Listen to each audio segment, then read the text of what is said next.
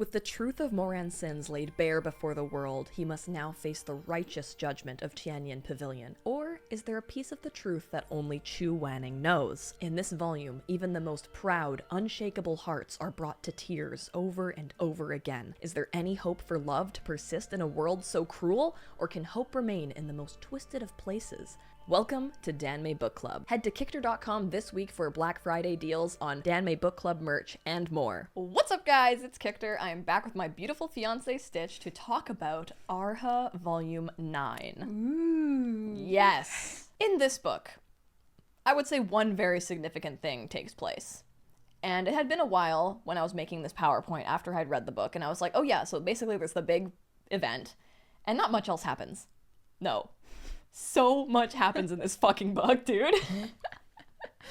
Good, because I only remember the one event. Mm-hmm. So, let us dive in. We start with Taxian Jun and Shi Mei heading to Tianyan Pavilion. Evil Shi Mei, also known as Hua Binan. This is where Moran is to be judged for his past crimes.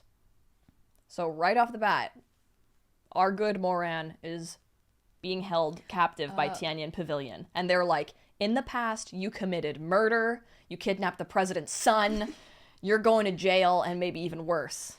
Okay. Right? Okay, so Emperor Moran is showing up to that as well? Chu Wanning is drugged to sleep, and Shi Mei had put some wards on the door so that no one can get to him. Taxian Jun is like, why bother? No one else is here to break him out. But Shi Mei alludes that his other self, good Shi Mei, might.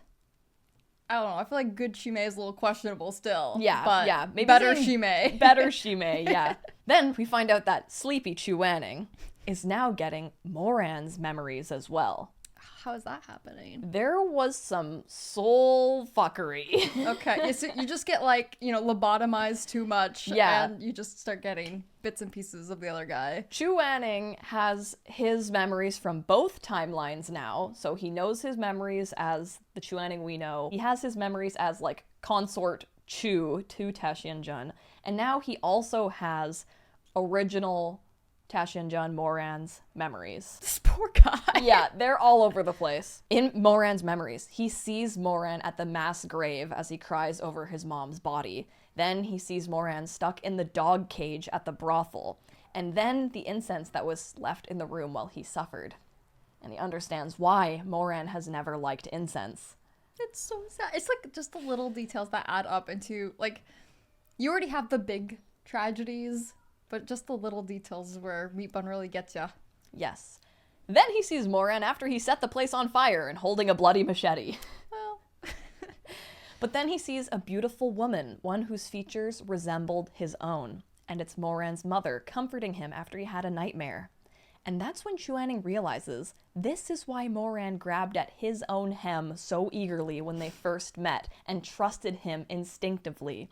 Moran had said that Chu Wanning looked the nicest and the gentlest. It's because it reminded him of his mom. That's so Freudian, but also so sweet, truly. And everyone thought that Moran had said that to be a suck-up, but it was actually true. Moran couldn't say the truth, though, which was, when you glance downwards, you remind me of the person who loved me more than anyone in this world. But she's gone, so could you please pay attention to me? Could you please spare me another glance in her stead? I miss her so much. Oh my god. Oh, he was so sad, and yet such a cheerful, lovely boy. Mm-hmm. What murder. Truly. He had one crash out. Other than that, he was perfect. No one could know of his past. No one could share in his pain. All he could do was smile brilliantly beneath the heaven-piercing tower. A smile too passionate, too hungry, hiding inexhaustible longing in its corners. A smile that would end up scalding Chu Wanning at a touch.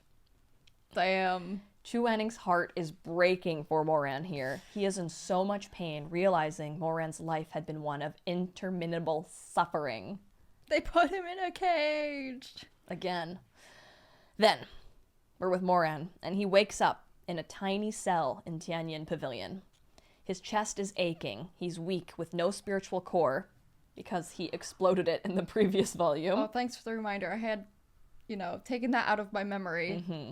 So, basically, they were at Shishang Peak, and there were a bunch of pawns attacking everybody, and the people thought Moran was in control of the pawns, and he's not. It's his evil Ta Shin-jun version of himself doing it with Shimei. So Moran explodes his own core to save everybody. So now he's coreless, okay? So his chest is aching, he's weak with no spiritual core, and all he wants to know is where Chu Wanning is and the state of Shisheng Peak. No core? The thing that made Jung Chung want to kill himself? Sorry. Just as Chu Wanning realizes all of the suffering of Moran's past, Moran now knows the suffering of Chu Wanning in the past timeline, and he wishes he could apologize to that version of him, but it's too late. Moran is having a really bad time dealing with everything. He basically is like, all my monstrosities are laid bare and I deserve to die. He is dragged out of his cell to the interrogation platform, and he sees that all the sects have come to watch, including Shisheng Peak. Mu Yanli, who is the head of Tianyin Pavilion, she's like the Judge Judy in my mind, begins the trial.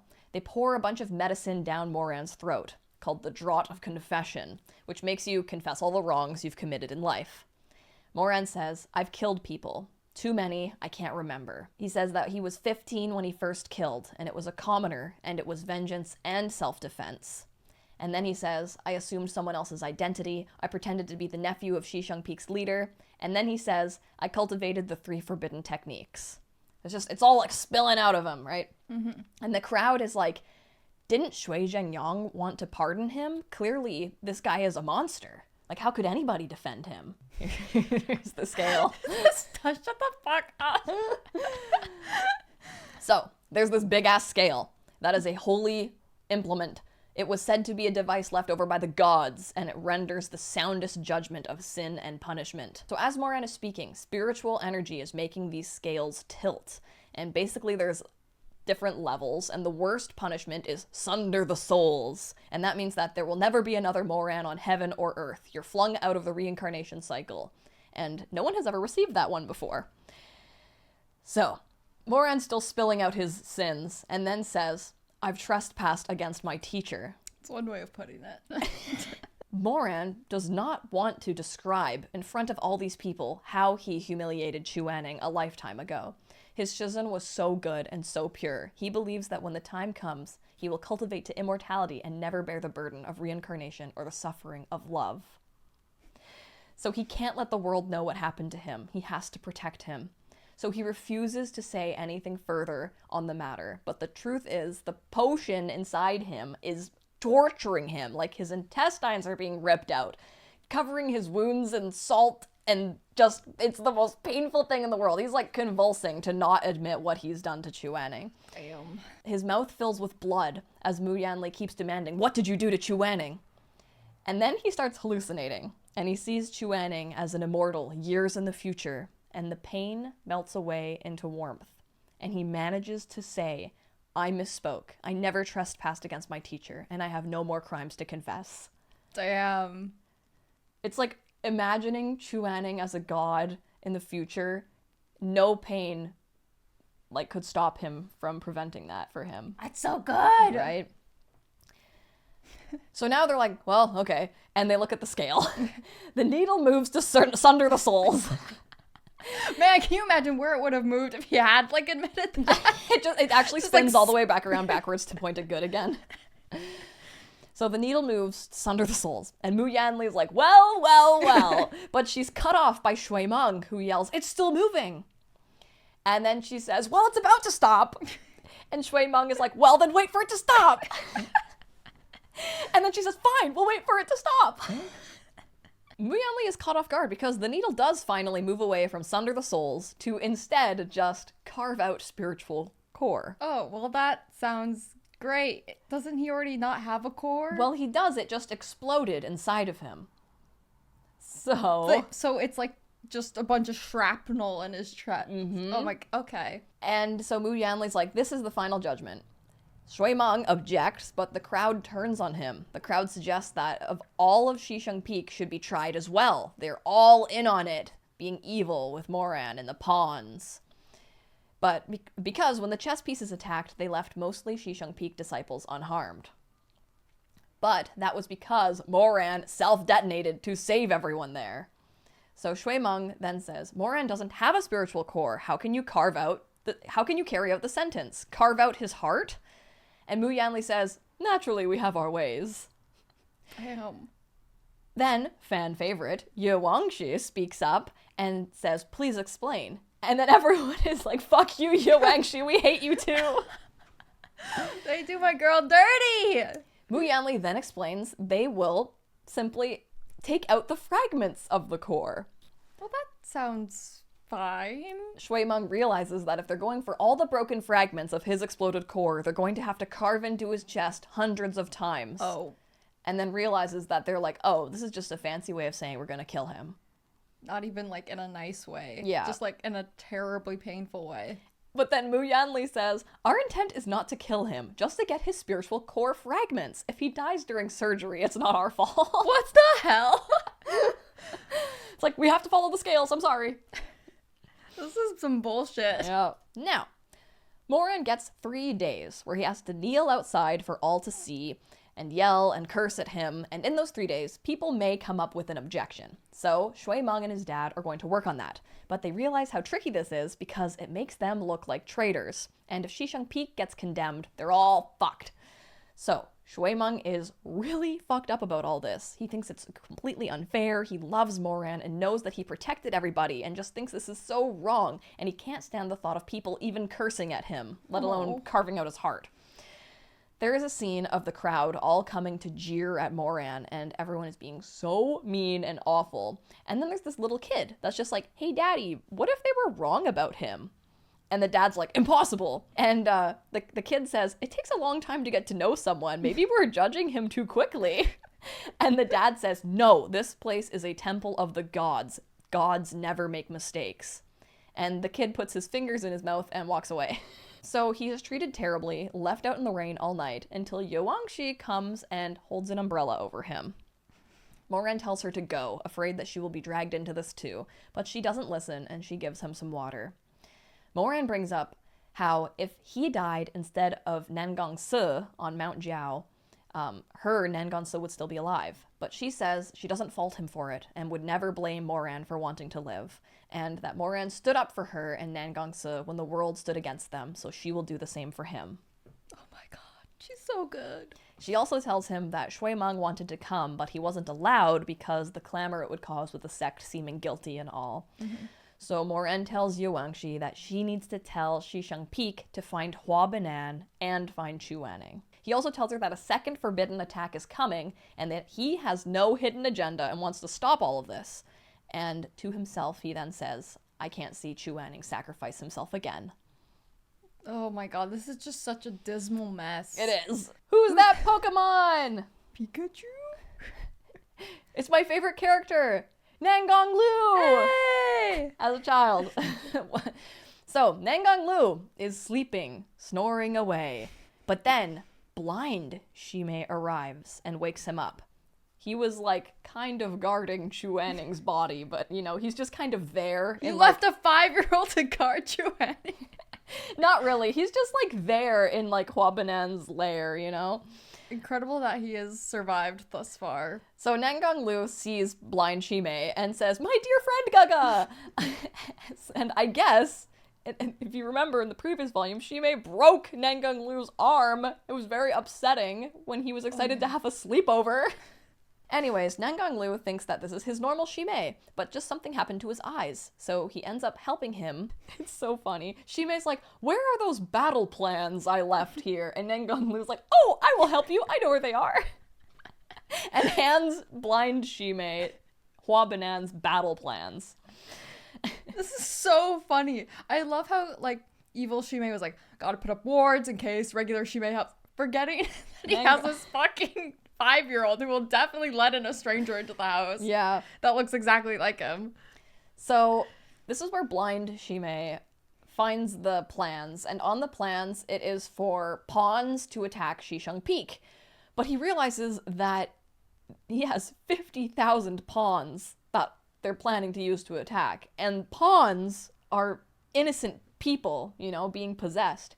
And Shimei has a moment where he's like, are all of these necessary sacrifices? Like, Hua Banan had reasoned with him saying there are some necessary sacrifices we're going to have to make. And he's like, was 50,000 innocent souls the necessary sacrifice? Like, I can excuse murder, but 50,000 pawns? Yeah, like that's pretty crazy. Yeah. And so he thinks back to when him and Hua Banan first spoke. He promised him that he didn't want to commit evil and wanted the least bloodshed necessary. So then blind Shimei is like, I think this bitch lied to me. I think he actually might be like fucked in the head and is evil, and he's been manipulating me.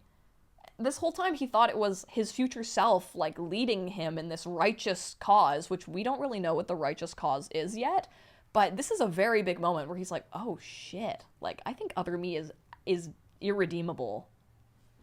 Interesting.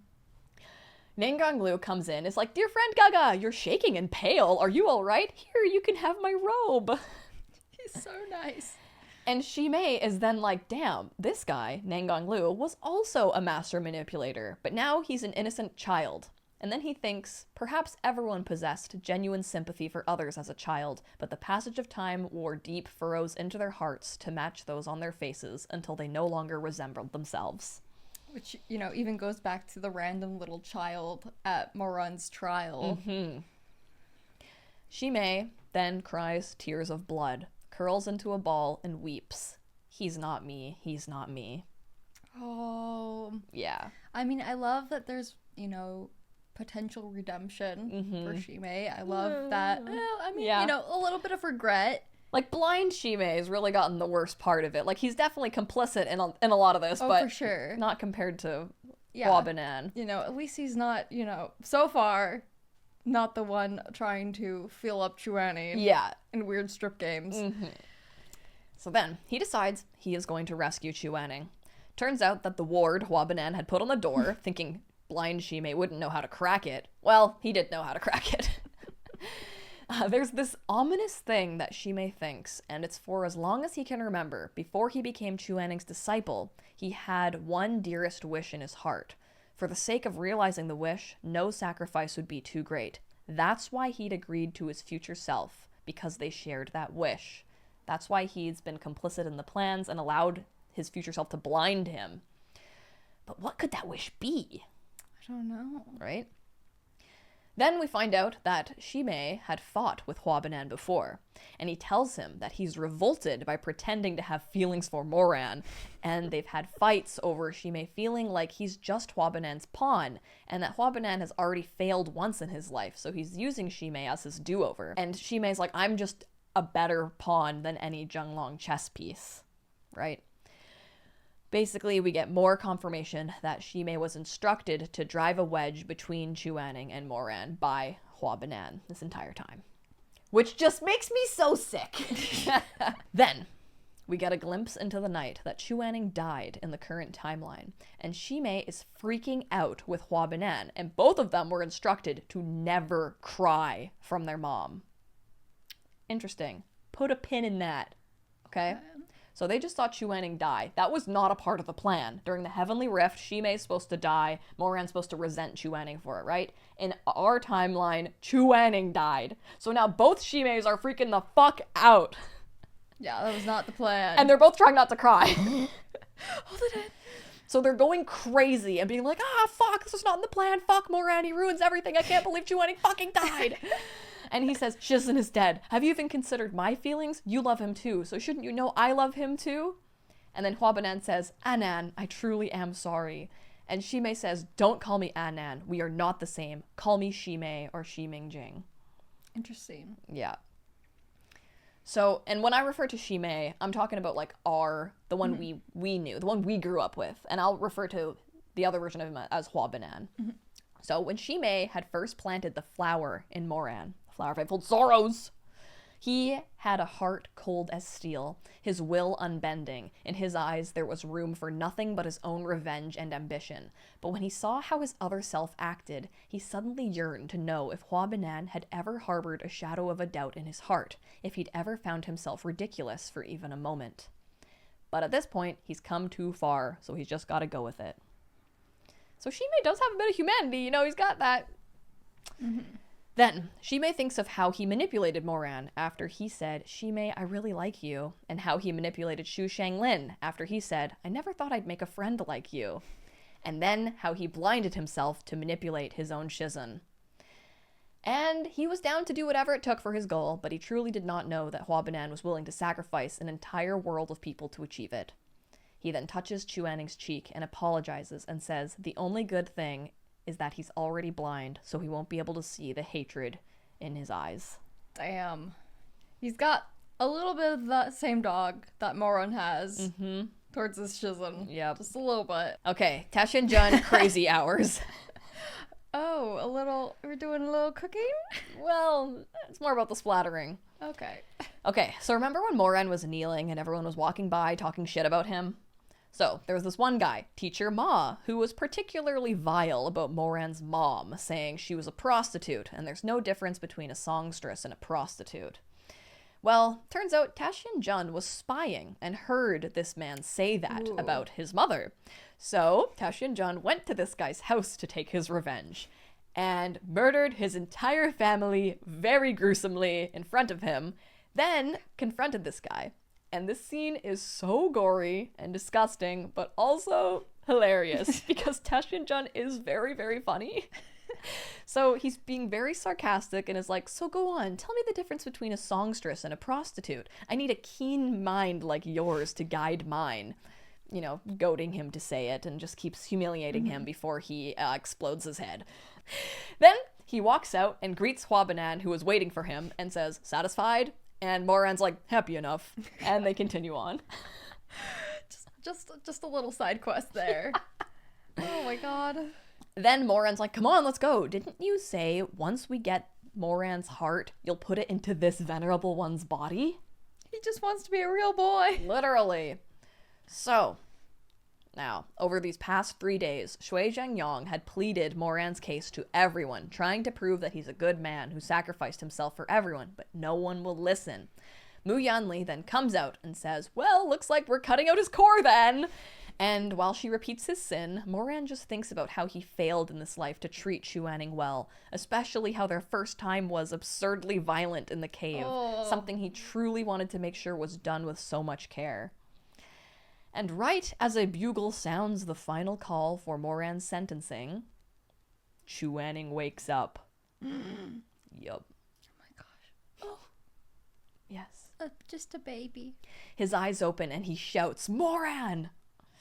And he is gripped by horror as if he knew what was going to happen to him. Then, all of Moran's memories start flashing before his eyes. Memories that the Flower of Eightfold Sorrows had erased. Ones that Moran himself could no longer recall, but Chu Wanning now has seen them all. He saw Moran smiling to his mom as she told him, "Repay kindness, do not seek revenge." He saw Moran holding a box of desserts Shui Meng gave him, making sure not to waste a crumb. He saw him buying that bottle of Pear Blossom White, asking the shopkeeper to put it in a pretty jar because it was for his Shizun. The kindest, purest parts of Moran, always smiling throughout his life. Moran had known too few moments of true innocence. His days of carefree laughter could be counted on the fingers of one hand. Now, Chu Wanning and his souls had become so entwined that he could feel how deeply Moran had loved him, respected him, cherished him, and adored him before the Flower of Eightfold Sorrows took root. It didn't matter that Chu Wanning's smiles were rare. It didn't matter that he was strict when teaching cultivation. Moran had loved him all the same. Despite Chu Wanning's icy and aloof exterior, Moran had found him so familiar and kind, had seen through to the heart of gold beneath. Moran had loved him. All those years ago, Moran had loved him passionately and sincerely.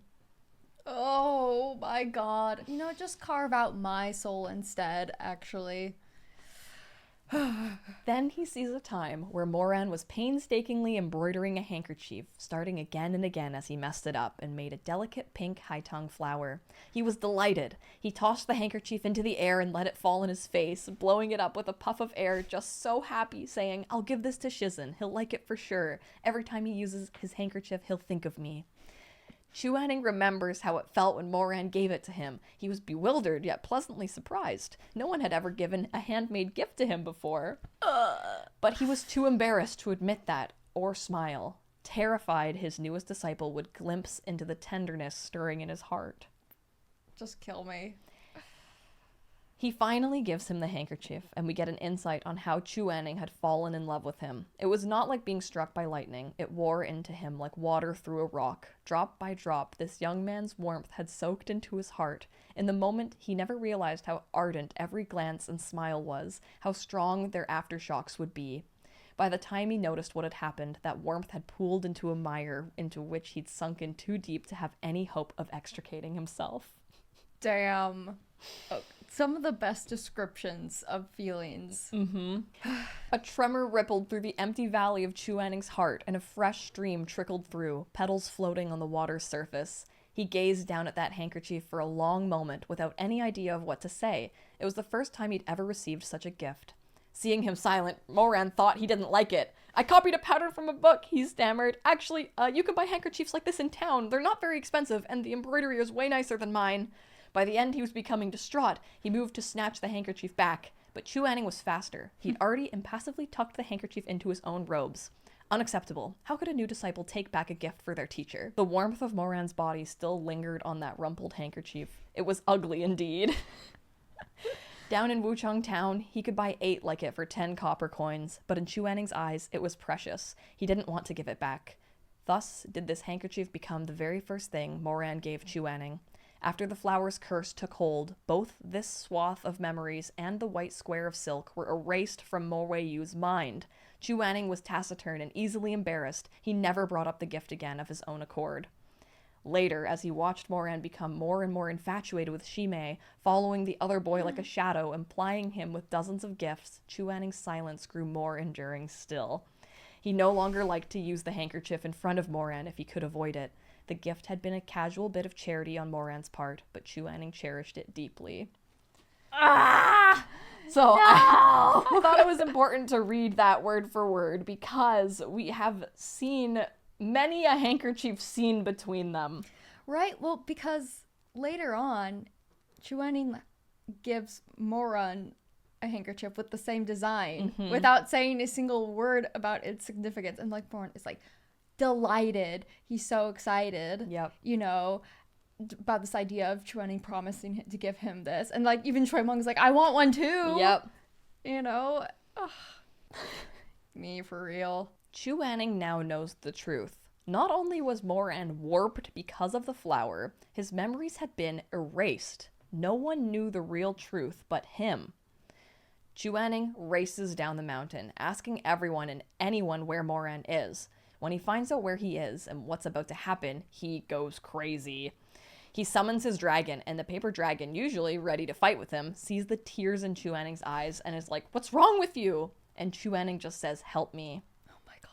The paper dragon transforms into a real gigantic dragon, and they start flying towards Tianyan Pavilion. From the instant he'd awoken, he had felt mad, numb, and shattered. It wasn't until now, when he had the space to catch his breath, that sorrow crashed over him. He slowly curled into himself on the dragon, making himself small, and buried his face in his hands. Within the clouds and the cutting gale, Chu Wanning at last let himself sob.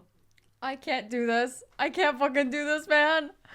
Oh, Chu no. Wanning riding on the back of a dragon, just fucking sobbing.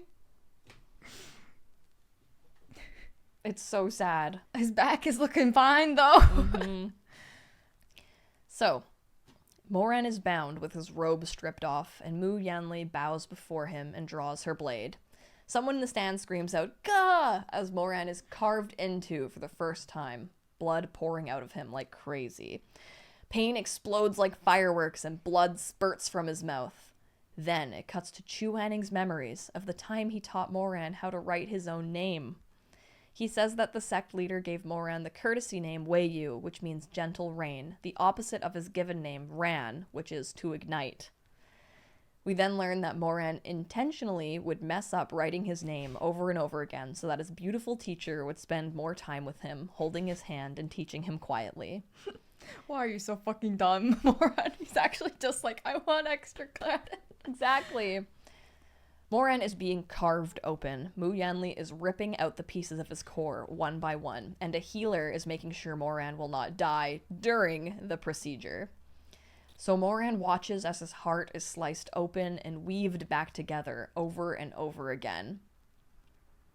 This is fucking horrifying. Yeah, and actually in a previous volume, he had like imagined hell, and one of the things was like someone getting cut open and then like their wounds healing and being cut open over again. Now it's happening to him, so... Fun fact. Yeah, Shui Meng is going batshit in the stands. It is so terrible. He's overcome with grief. He can't stand it. Moran then thinks to himself he can't remember a single day when he'd truly been carefree. He'd lived through 2 lifetimes but never known a night of peace. Like, he had a basket that he wanted to fill, but it had holes in it, and everything would just slip through it. But then, Moran! He saw his god on the back of a dragon, soaring down from the heavens. He saw his god in fluttering white robes, an immortal fallen to earth. As that face framed by the dragon's craggy horns drew closer, Moran's heart spasmed, a pain worse than any stab of this knife. His god was crying. Chu Wanning was crying. No! I don't want to play this game anymore! Chu Wanning jumps onto the sentencing platform with red eyes as he sobs out, "You can't treat him like this!" He sees Moran flayed open and thinks that Moran doesn't even know that he'd been wronged all this time. This Moran doesn't have the memories of his innocent youth. He doesn't have his happy memories before the flower was still put in him. And then Chu Wanning thinks, what a dummy! Mu Yanli sticks the knife in him again, and Chu Wanning screams, "No!" And then he lashes at the barrier that is around Moran, and with one strike, he is more powerful than all of the disciples keeping the barrier intact. Mu Yanli turns to him and says, "If you do this, the burden of infamy will fall upon you both!" Shut the fuck up! And Tian Wen grabs her blade and snaps it in half. Oh! And then he says, "I will gladly bear that burden with him." Okay. The annals of history are well recorded, filled with the names of heroes, but all I want is for us to be together, whether we're spoken of in the chronicles of a tyrant's reign or wrought on a list of despicable outlaws. I'll accept it. When people mention us in the future, I don't want them to uplift me as a god while condemning you as a devil. When the history books tell of these times, I don't want them to write that you and I turned on each other, that master and disciple became enemies. Moran, Mo-Wei-Yu, Taxian-Jun, if I cannot clear your name of the wrongs you have suffered, then I'll endure eternal disgrace by your side. Hell is too cold. Moran, I'm coming to the grave with you.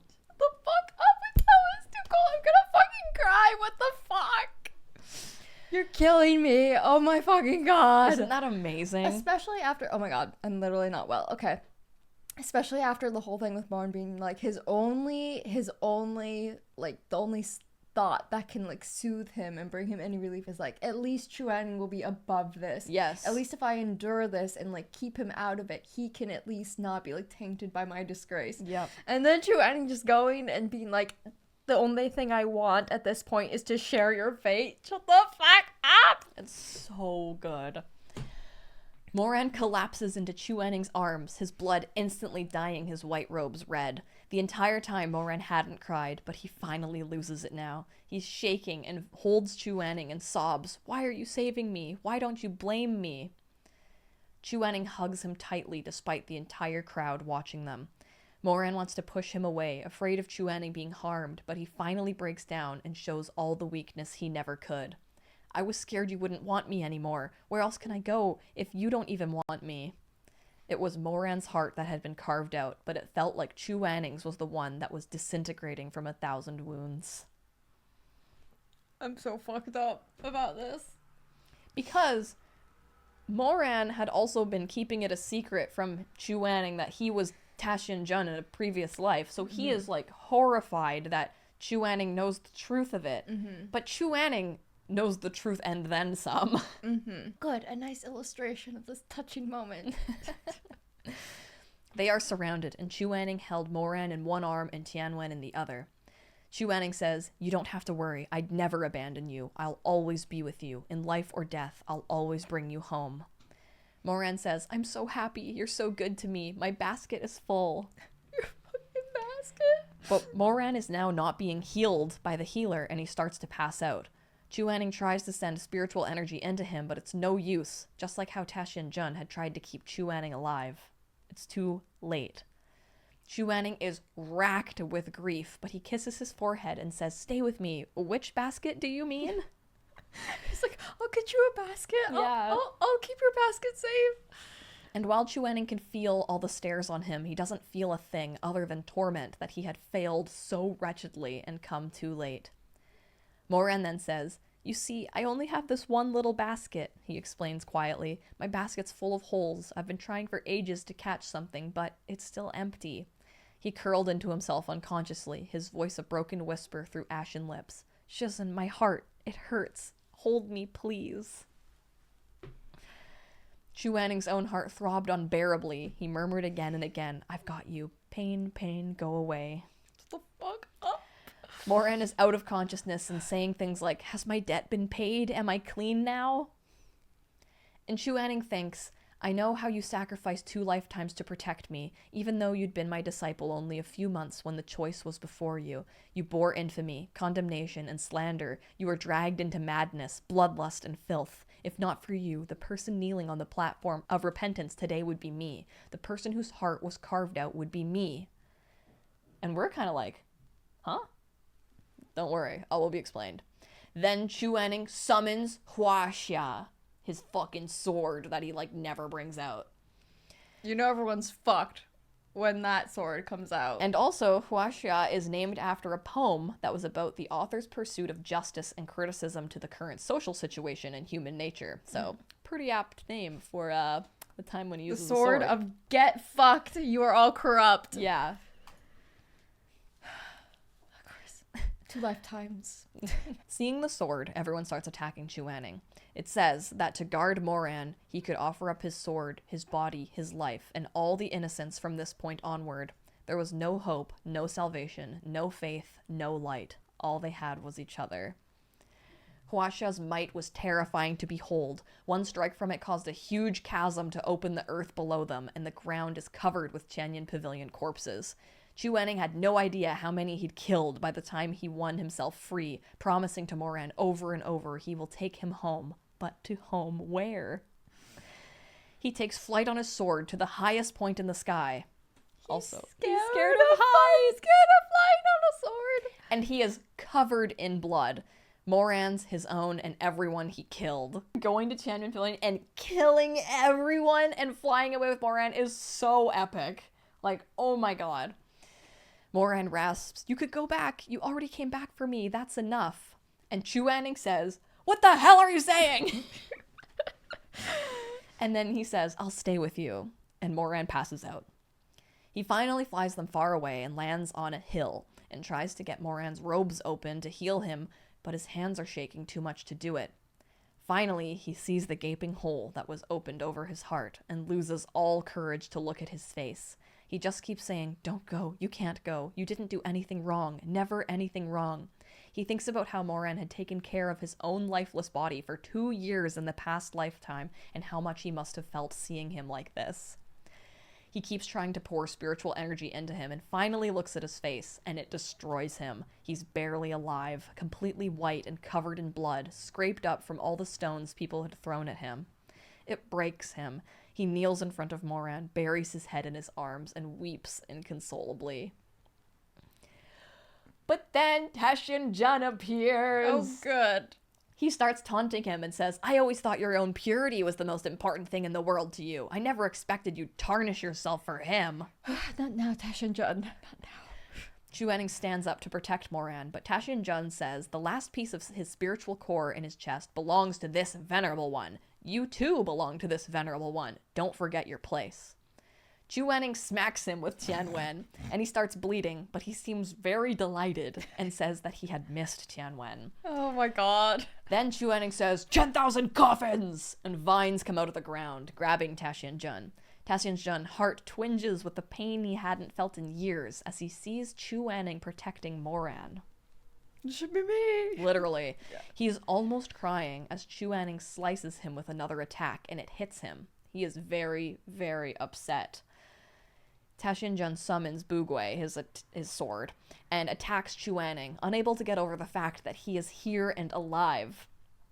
He is suddenly seized with a burning anguish and says, "We're the same person, so why are you fighting me for his sake?" And Chuanning, despite knowing Tashinjun is an empty shell at this point, sees the sadness in his eyes. Tashinjun says, "It hurts you to see him like this, but what about this venerable one? Chuanning, have you had any idea how this venerable one felt when I came back to life and discovered your body was gone from Red Lotus Pavilion?" He smashes Bugui to the ground and continues crying. 10 years Chuanning, he was reborn, leaving this venerable one to be woken at Shisheng Peak, at Wushan Palace. In these 10 years, this venerable one has heard tale of all the good things in your lives, all his accomplishments. But what about me? What about me? I've been alone since the beginning. He got to start over again, while I had nothing, not even a handful of ashes. That's pretty rough. I know. I do love Tashinjun. It's so fucking sad. Chuanning is flinching now, surprised to see that this corpse could have such intense emotions. Tashinjun then summons 10,000 coffins from Jiangwei, which Chuanning forgot Tashinjun could be capable of doing, since that was Moran's spiritual weapon. And he gets trapped.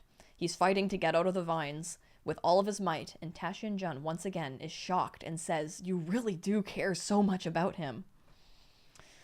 Tashinjun reaches for Moran's chest, wanting to return to an approximation of life with that shard of his soul. After enduring a decade of loneliness, he was the only one who deserved to live.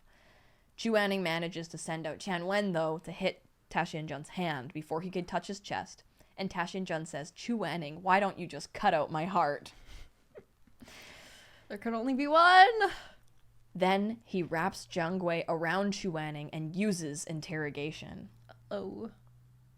This is funny because in the first book, Chuanning does that on Moran. Now the tables have turned. There we go. But he hadn't decided exactly what he wanted to ask yet. So he says, "This venerable one wants to know if, in the past life, this venerable one had died. If this venerable one had died before you, would you still remember this venerable one?" I'm sorry, hold up. Epic battle has commenced. There's fucking vines and swords and Tianwen everywhere, and then catches Chuan in his grasp and he's like, "Would you miss me if I was dead?" It's so pathetic. That's why you can't actually hate him, no matter how bad he's being. Chuanning recognizes on Tashinjun's face ardent longing. His eyes are watering as he asks such a question, and tears brim in Chuanning's eyes as well. He says, "That wouldn't happen. I would never let you die before me. I'm sorry. I'm the one who didn't protect you properly." Oof. Tashinjun just stares at him and remembers how Chuanning had died, saying, "It was I who wronged you. I won't blame you in life or death." A violent ache tears through his heart, and he says, "Wanning," then reaches out to gently touch his face. But a whistle interrupts him. His awareness vanishes. He steps back, withdrawing his weapons. Then, who shows up but a man clad in pure white robes and a mask and a blind man's cane? Who could it be? The blind man says, "Take Moran away. I can't hold him for long. He will recover any moment. Go now. Huabanam will be here soon." Chuanning summons his dragon and takes Moran away, but not before the dragon can ask who this man is. He says, "Chuanning will probably want to thank you when he's in a better state of mind." It's like Chuanning's like, "Yeah, I'm not gonna live if Moran dies." Yeah. The blind man says, "A man that's finally free." Then the blind man says to himself, "Disciple Shimei wishes Shizun well." So, okay, blind Shimei ended up kind of redeeming himself a little bit here. Okay. So I guess he's not working with Wabanan anymore. Okay, very good. Oh no! Listen, there's too much sadness. There's too much fucking sadness to go through, and we're like not even halfway through. Yeah, it's pretty bad. I can't fucking do this, man! Wanning had brought Moran to a cabin on a snowy mountain. It's been 4 days since he rescued him, and Moran is still sleeping. This time, Wanning has done everything in the world possible to keep him alive, yet even after this, his spiritual core is beyond repair. Even though he's unconscious, Chu Wanning talks to Moran with every spare moment he has, telling him he picked some flowers for him today, how he reinforced the barriers, and then says, "Oh, why won't you wake up?" He keeps speaking to him, holding his hand, regretting how they didn't speak honestly to each other in the past. He wants Moran to wake up knowing the full truth of his memories. And then we find out Chu Wanning knows something that even Moran doesn't know the full truth of. And this reveal is insane. This changes everything. It's that final piece of the puzzle that makes you want to reread the entire series from the beginning. Right? During the time when Chu Wanning went into seclusion and the disciples were taking turns taking care of him, Moran had gone to take over Shimei's shift when he caught him with a dagger in his hand in the process of casting a curse on Chu Wanning. Moran knocked the knife out of Shimei's hand, screaming, "What are you doing?" Shimei says, "Didn't you say Chu Wanning was the worst and you didn't want to see him again?" Moran explains, "No, I was just embarrassed." And this is when he had gotten in trouble for stealing a flower, picking it from the garden. And he wanted to show Chu Wanning that it reminded him of his, but Chu Wanning, disciplined him and whipped him for it. And so, of course, Moran, being a kid, was just like, "Fuck you, I hate you," you know? But he didn't mean that in his heart. So Moran says to Shimei, "I thought you were a good person. I trusted you." And Shimei says, "Is it my fault you're so gullible? You're hardly better than a stray dog. If someone tosses you a bone, you'll follow them home. All it took was some wontons, and I had you wrapped around my finger." Damn, even calling him out for the fucking wontons. Then he reveals a flower. He says, "This was created by his mother. The demon tribe left a seed upon this earth that ordinary humans would find impossible to cultivate. This is the flower of eightfold sorrows." So we know this flower, right? Mm-hmm. It drinks human blood and takes root in someone's heart, absorbing the host's goodness while fostering hatred and malice. Bit by bit, they'll become a monster who will kill without blinking an eye. Moran is like, "You're gonna put that in Shizun?" And Shimei's like, "Duh, he's the most powerful guy in the world. If he becomes a cold-blooded killer, don't you think he'd be unstoppable?" And Moran says, "Don't do this." And Shimei says, "Why not?" And Moran thinks, why not? Because Chu Wanning is so good. The table in the Red Lotus Pavilion was covered in his blueprints. His creations, whether automatons or weapons, never served his own interests. They all reflected his concern and the safety and well-being of others. Fuck me up with a little artificer. He was pure and clean, like the first snow that floated down from early winter sky. Yet he was exacting at times and could be unforgiving, but he had also taken Moran's hand over and over again, teaching him how to read and write. He'd practiced martial arts with him from the light-filled day into the dark night. He'd agreed to be his teacher. Henceforth, Mo Wei-yu no longer remained a lonely, unwanted boy who possessed only false happiness and family. He'd gained a real identity. He was Chu Wanning's disciple. Oof. Then Moran says, "If you made him kill people, it would make him so sad." So innocent. And Shimei says that he has certain goals that he needs to accomplish. Moran says he'll never listen to you. Shimei says, "This flower has a fragment of my soul in it. Once it's in him, he will fall in love with me." Moran then, knowing he couldn't physically stop Shimei since he was still too young and didn't know enough powerful spells yet, says, "Take me instead." Fuck! Moran then starts saying Chu Wanning is so good and has so many happy memories that people would realize something bad happened to him if he suddenly forgot them all and it would be suspicious very early on. So he tells Shimei that he himself doesn't have many happy memories, but he has lots of hatred in his heart, and that if he forgets his happy memories, no one would notice, and that he has insane levels of spiritual power and was able to cultivate a spiritual core before Shui Meng, so that's gotta mean something. He pleads to take Chu Wanning's place and become the cold-blooded killer instead. So Shimei thinks about it and realizes that actually does sound pretty good. And he puts the flower in Moran instead, in disbelief that he would do something for a Shizun he'd barely known for a year. And thus, all of Moran's sins, all of the tragedy that comes as a result of the flower being inside of him was all to save Chu Wanning from the beginning. Like, last volume we found out about the flower and we're like, oh my god, like that's awful, he's a victim, he got this flower put in him. But why was the flower put in him? Directly because he saved Chu Wanning. Oh man, The flower violently takes root in his heart, and it's very gruesome and bloody. Shimei asks, what does it feel like? Does it feel like having your heart carved out? And Moran thinks the pain was terrible, but it was nothing compared to his anguish in that mass grave in Linyi. It was nothing compared to scooping up dirt with his own hands and scattering it over her corpse. Back then, I couldn't protect my mom. Now, at least, I can protect my Shifu.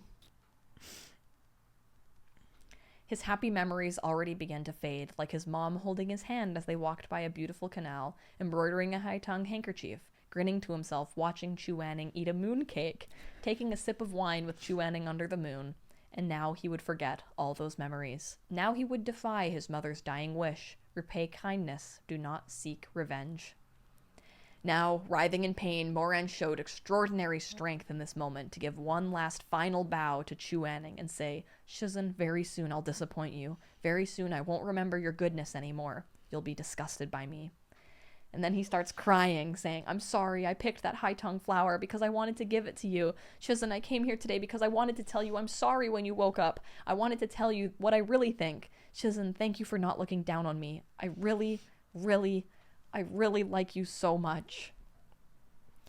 Shimei kind of feels bad watching. That's so funny. What the... But the emotions did not really reach his heart. Like, oh, so sad. Yeah. Oof. Finally, Womp womp. he touches Moran and says, what do you want? And Moran says, to die by Shizun's hand. And Shimei's like, what? Okay, you're supposed to like me now. This is a little bit much. And he says, I don't want to become a monster. I don't want to remember hatred. Only Shizun. Then he begs to Chu Wanning's unconscious body, kill me. On the first day I commit evil, I want you to kill me. Then he grasps Shizun once more and says, Shizun, please pay attention to me. Could you pay attention to me?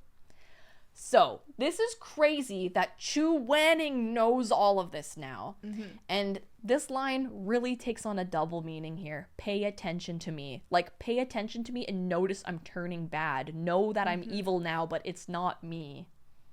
And that's why Chu Wanning feels like he's failed so much. He says, I've failed you. He didn't notice. He didn't know. Mm-hmm. Chu Wanning thinks back to that time, after waking up, and how he had wanted to talk to Moran about being too harsh on his flower-picking punishment. But Shimei was there and told him Moran didn't want to see him, which made him very sad. Oh my fucking god, man. So Chu Wanning's own self-deprecating thought of like, I was bad, this is why Moran hates me. Mm-hmm. He wouldn't think it's because of the flower. He was like, I did this. Yeah. And it's sad because it's like, it is Chu Wanning's, like, obviously it's not his fault that anyone's evil planting flowers in anybody, but it's like, you can see where he does find blame in himself. Mm-hmm. You know, if he didn't have his own personal flaws, obviously something could have been done. Yep. You know, it's just because he's uniquely who he is and Moran's uniquely who he is that this tragedy unfolds. Now we're back at the snowy cabin, and Moran's condition has gotten worse. He'd awoke for a short moment, only to begin sobbing once he saw Chu Wanning, begging him not to go.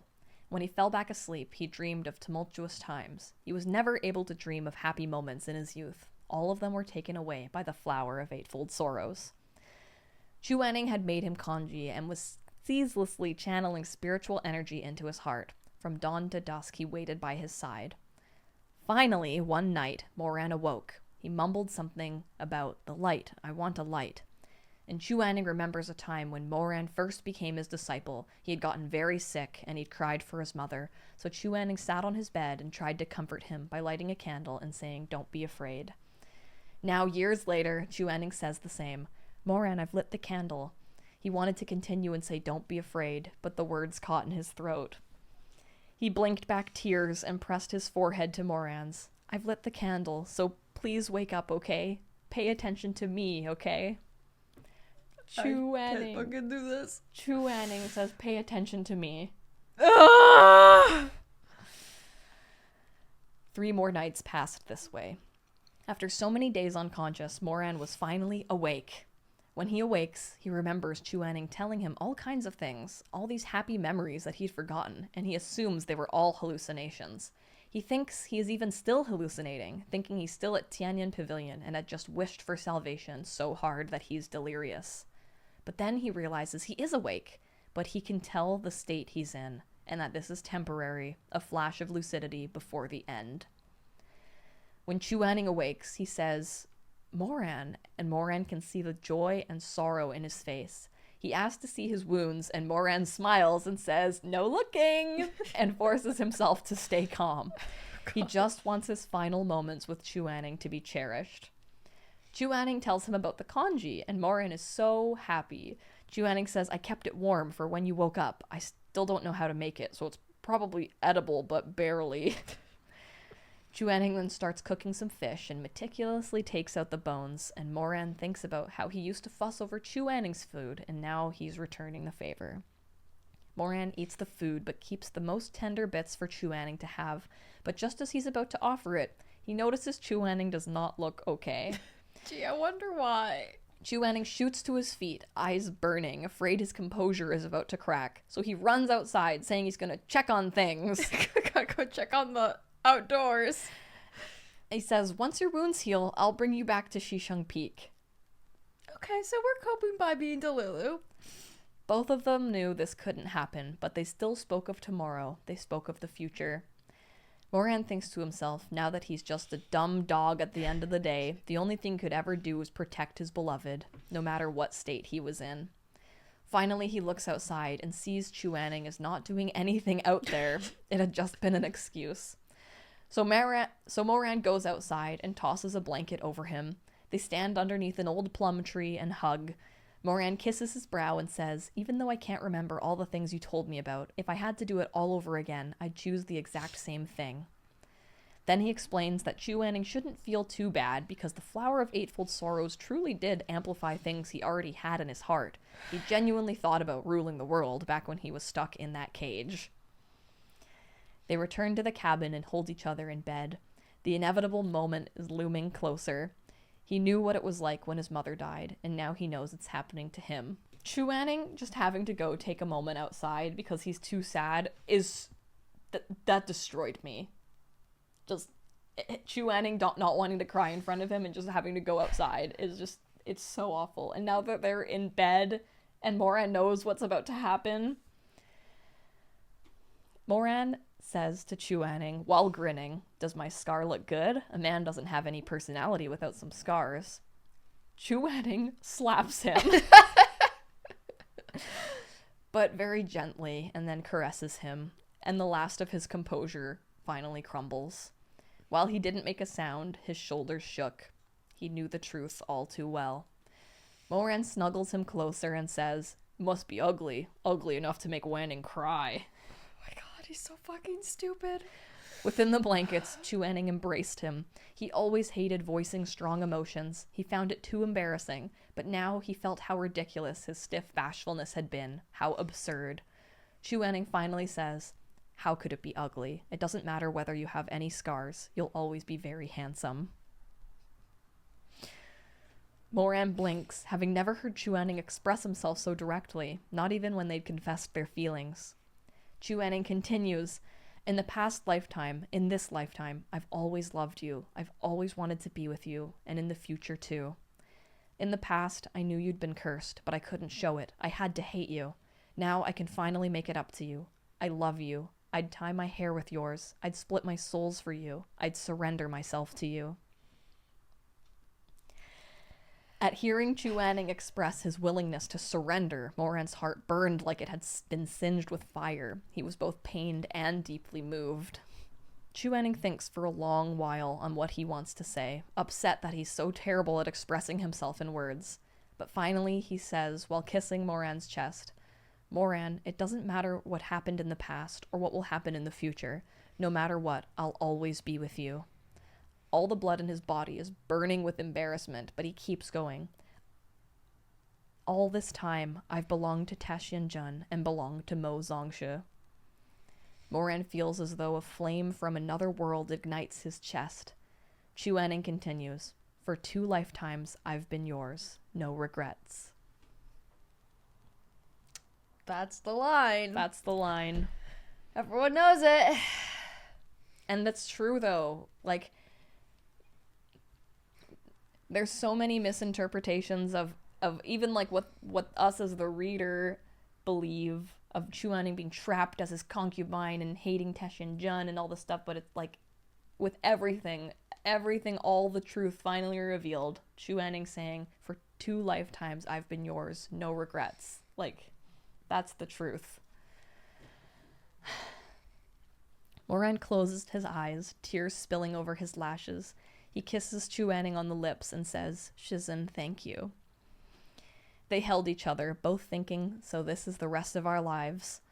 Moran can feel the front of his robes are soaked with tears, but he doesn't mention it.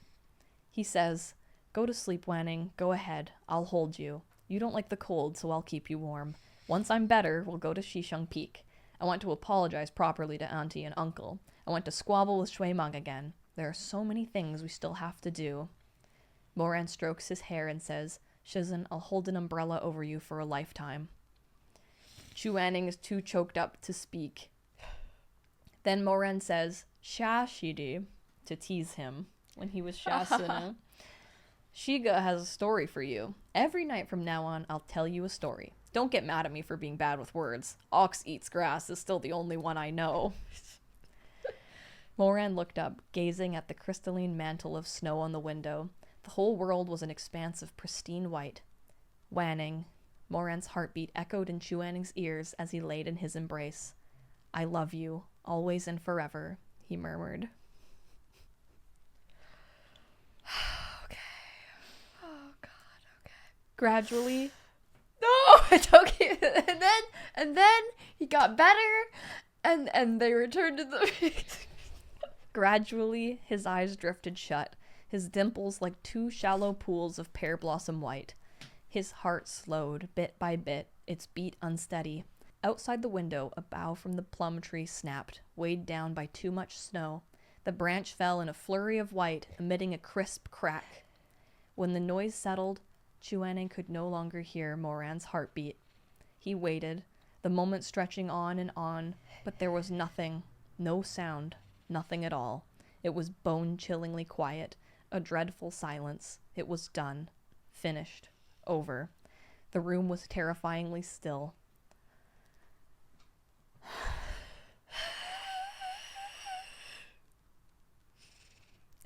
This is fine.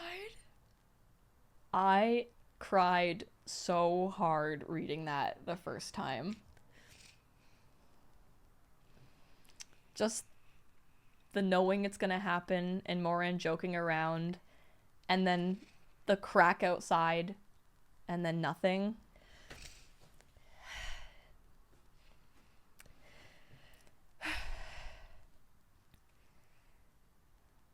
The room was terrifyingly still. A long time passed, but Chu Wanning did not move. He was still lying in the bed, still in Moran's embrace. He didn't get up, raise his head, or say anything more. His little disciple, his Mo Shishong, his Taishan Jun, wanted him to sleep well. He said he was going to hold an umbrella over him for a lifetime, tell him a bedtime story every night, love him for the rest of his life. Moran had said, it's cold outside, it's snowing hard, I'll keep you warm. So Chu Wanning curled up in his arms, against that chest where warmth still lingered. He didn't move a muscle. Tomorrow they would set out for home. He and Moran needed to get a proper night's rest. He wrapped an arm around Moran's waist. Okay, I'll listen to you. I'll sleep, he said into the darkness. But tomorrow, when I call your name, you better wake up. He pressed his cheek to the chest that would never again rise or fall, his hot tears soaking into Moran's robes. Don't laze around in bed. Good night, Moran. The night is long, but I'll stay with you. May you have a sweet dreams with fire and light and home. No, it's not crying. I'm gonna start crying. It's too sad. I can't do this, man. It's too sad. It's too sad. I don't want to do this anymore. I knew that quote, the 2 lifetimes they belong to you. I always thought that was like a happy ending quote. Yay! And also like, good night, Moran. That's also a famous quote. I didn't know. Like, fuck. My only saving grace is I'm like, there's still like 2 volumes left. Like, he has to come back somehow, right? Okay, so like, Moran went to sleep. Yeah, he's gonna Moran wake went to up. sleep, and so next day, What happens? Yeah. The next morning, Chu Wanning wakes up and looks at the best and most handsome man in the world. He kisses him on the cheek and tells him he's going to make some more congee. He thinks, maybe Moran, when he wakes up, will grab me around the waist and say, "This venerable one's hungry." Okay. Crazy time to be horny. I respect it, though. Or perhaps he will murmur, tender and besotted, "I love Shizun's cooking. Whatever you make is the best." But Moran's body was cold, and there was no warmth beneath his lips. Chu Wanning didn't cry. He goes about a regular day in the cabin. But his mind is just totally gone. He's zoning out. He's thinking about how a person already brought back to life by rebirth can't come back again. And then that thought nearly breaks him, and he starts trembling. He thinks, if I make congee, it will be eaten. Moran will definitely eat this. He goes outside and breaks off a branch of the tree. He puts it in a pot so that the smell of the mortal realm can accompany Moran on his journey. But then he's like, no, wait, Moran is just asleep. Over 2 lifetimes from the moment they'd met, Moran had never left him of his own accord. No matter if they'd been loathing and spiteful or loving and compassionate, Moran had gradually permeated his life, becoming the wind, the passing hours, the water flowing through his fingers, the veil of light on his hair. He was the sun and moon, his dawn and dusk. He was his world entire. He thinks of how Tashian Jun had said to him, "Only on the day I die are you allowed to leave this world. Stay with me." Now it was Chu Wanning's turn to say, "Stay with me." He flows his spiritual energy into Moran so that his body won't decay. He would only ever perish once Chu Wanning passed away. Then they would turn to dust, to ash, scattering on the wind and vanishing into the dirt. They would leave together. Meanwhile, at Tianyan Pavilion... What? Huabanan, who is described as having a face that is so beautiful it could topple nations. Fuck you! You're right. This isn't my fault. This is your fault. Yeah, literally. He's with Mu Yanli, his sister. Wow. I don't give a fuck. Not at this point. So Mu Yanli is revealed to Okay. be Huabanan's sister, and they are colluding about when Tashian Jun will be fully reborn. So Mu Yanli is not some godly immortal with the whole scale thing. This was a plan to get Moran's soul and put it in Tashian Jun to make him the ultimate weapon. Okay. But we don't know what their plan is yet. Okay. Huabanan then tells Mu Yanli that people will soon be onto them and realize that what Moran said was true, that he wasn't behind the massacre or controlling any pawns, considering Moran is gone now and more pawns are about to start attacking. Fair enough. So they decide to sow discord between the sects, so that they will fight against Xisheng Peak first before coming after Tianyan Pavilion. Huabanan tells Mu Yanli, "I need you to kill myself, the version of me from this world." Like, poor Shime, right? Damn. And Huabanan explains that he is a traitor. But Mu Yanli says, but he is still a member of our clan. You're like, what clan? Okay. Huabanan says, he and I are the same person. When these 2 worlds became one of me will be enough. Your other self died of an illness in the past lifetime, but having this world's Mu JJ helping me is just as good. But Mu Yanli is like, but that wasn't a choice. Our people have suffered enough. Okay. Anan, we made a promise. If someone is of our clan, we have to work together and help them. We can't sink to killing our own. Huabanan explains, I'm Huabanan and Shi Mingjing, but him, he's forgotten he's Huabanan. So you're like, okay. So he was originally Huabanan, and then his, like, secret self becoming a disciple is Shi Mei. If that's confusing, it means, like, Shi Mingjing is their secret identity. Shi Mei is the secret identity to fool people at Xisheng Peak. Huabanan is their real selves from whatever past events happened that made them want to do evil. Fair enough.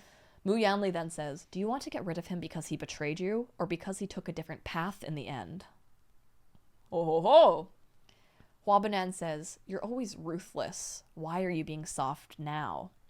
And she says, because he is also my little brother. He is you. It doesn't matter the lifetime. I couldn't possibly do it. And Huabanan is like, fine!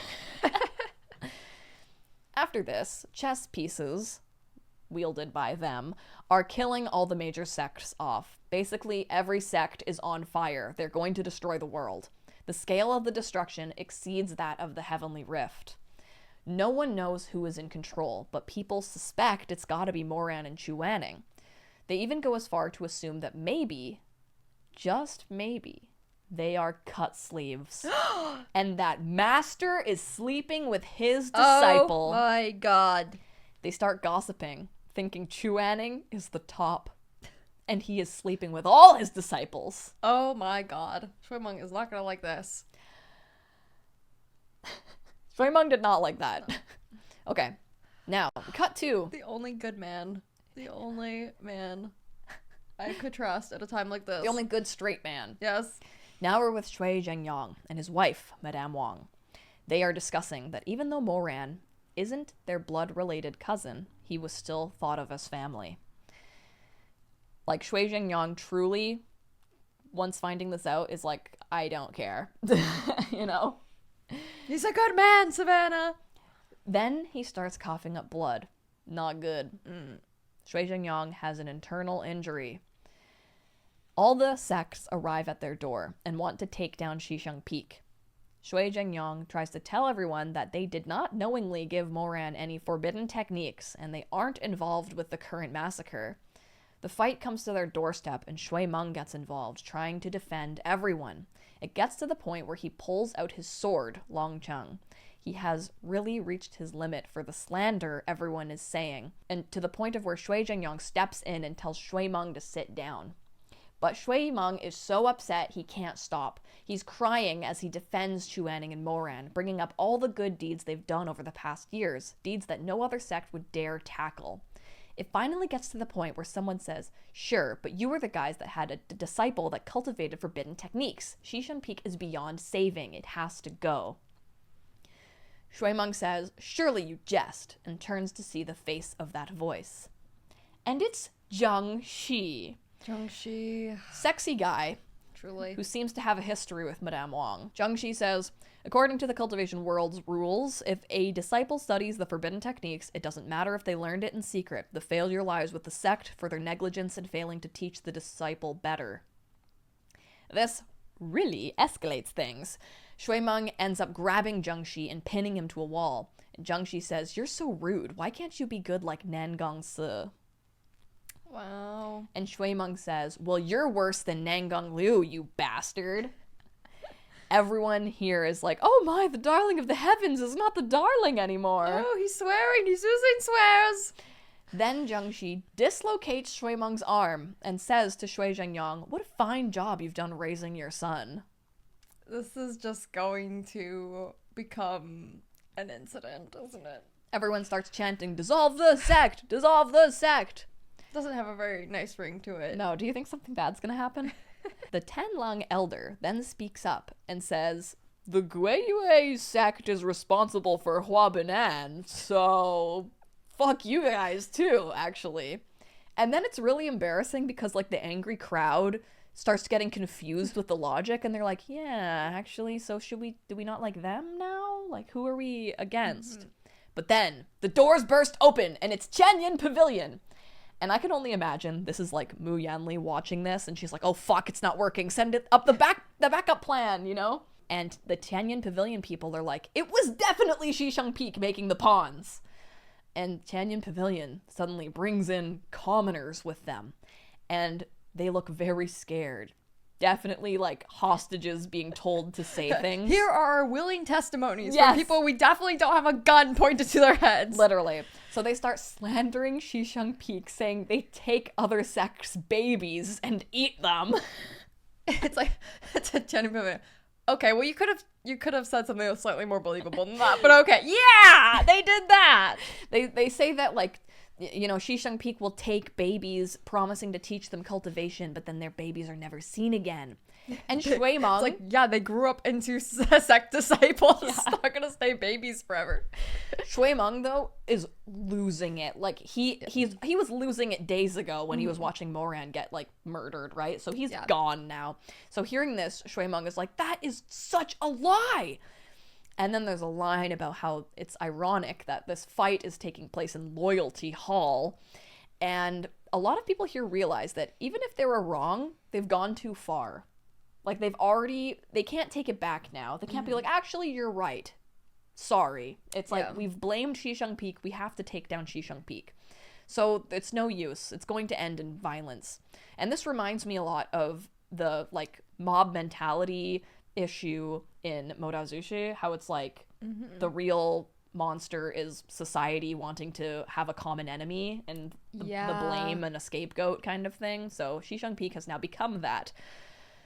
So there's this matchmaker girl who's very vocally against Shishang Peak, and she starts saying disgusting things like Shishang Peak rapes young girls and Chu Wanning and Moran are the worst of all. And she suddenly stops talking because Shui Meng fucking stabs her. Wow. Oopsie poopsie. Shui Meng kills her. Okay. And all hell breaks loose. Perhaps at this moment, the Phoenix Chick understood what Moran had felt in his childhood when he used the machete to take the lives of everyone at the House of Drunken Jade. There was despair, revulsion, and self-loathing, yet there was also a sickening thrill. Nothing else mattered anymore. The only thing that could quench the fire of fury consuming his heart was shedding hot blood. And, like, you know, violence is not the answer, but I do think there was a very realistic build-up to Shui Meng coming to this. Like, it's been multiple days of him being in insane anguish, you know?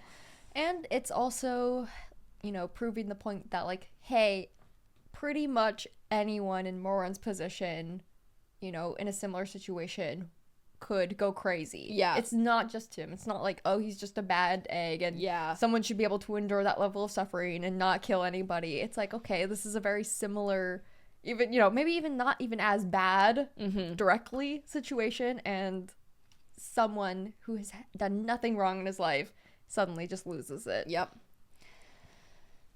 There is one person in the crowd defending Shui Meng, trying to stop him, calm him down, and parrying blows for him. But Shui Meng is too crazy and can't place who it is. The crowd erupts into a giant battle, and Shui Meng ends up getting injured. He gets a big slash in his arm. So Shui Zhengyang tries to rush to his side. But as he's coming over, he keeps getting struck over and over and over again. And Shui Zhengyang finally reaches Shui Meng, but all he can say is, "Stop this. Shishang Peak has to stop fighting. Either the sect gets dissolved or it gets wiped out." Shui Meng then tries to stop the fighting, but it's no use. It sinks in that he just fucking killed someone and he's covered in blood, and he starts freaking out. It's like his consciousness came back to him. Mei Han Shui then grabs him and pulls him away, but one attacker almost gets Shui Meng, but his dad throws his fan at him at a last-ditch effort, using all his strength to protect him to kill this guy. But then another person comes in and brings his sword right down on Shui Zhengyang's head. Then we get a very sad Lion King scene, where Shui Meng can't believe his dad was just killed. No one can believe his dad was killed. No one knew that his dad was severely weakened and had taken all these blows and already had an existing injury. So Shui Meng is like, Dad, are you okay? Over and over. But he is dead. It's like fucking crazy. He died just like that. Then Shui Meng goes berserk. He was just thinking about how he had told his dad that he wants to be just like him, upholding justice and dying with no regrets. And then Madame Wang arrives and tells everyone to let Shui Meng go. She starts crying, and they tell her the death of Shui Zhengyang was an accident. The attacker didn't think his health was so low that he couldn't just deflect a simple sword blow to the head. But then there's a loud boom, and the frail Madame Wang had slammed her hand down on a table and says, "You've torn out my nephew's soul and taken my husband's life. Now you want to take my son from me as well?" Oh, shit. And everyone's like, well, yeah, because they are bad. And then she takes off a bracelet on her wrist and crushes it. And everyone is really confused, except for Zheng Shi. Oh, shit. Whose expression was dreadful. Madame Wang then says, Shisheng Peak will persist in life or death. Those of you who wish to dissolve our sect, come up. Madame Wang let the silver dust trickle through her fingers. She looked out at the crowd, speaking words that made them pale in fear. And challenge me. Oh, shit. There's a giant spiritual eruption with the cry of a phoenix, and flames start coming out of her hands. And everyone's like, what the hell? We thought Madame Wang was sickly and weak. This is crazy. Zheng Qi then shouts, Chu Qing, stop this right now. Why would you go so far? I'm sorry, is he like using her her name? Mm-hmm. And it has been many years since anyone had called her that. Something indescribable flashes in her eyes, but it's quickly swallowed up. She says, you've already cut out my heart. I already lay dead on the floor of Loyalty Hall. I won't let you destroy me a third time. Interesting. Okay. She starts glowing. Zheng Xi is like, get down the mountain! Then she's like, this is the Phoenix Inferno of Guiyue. Okay. And everyone is like, ah! Because everyone from there knows that the highest level female disciples of Guiyue have this ability. And it is like an atomic bomb. It will set the whole fucking world on fire.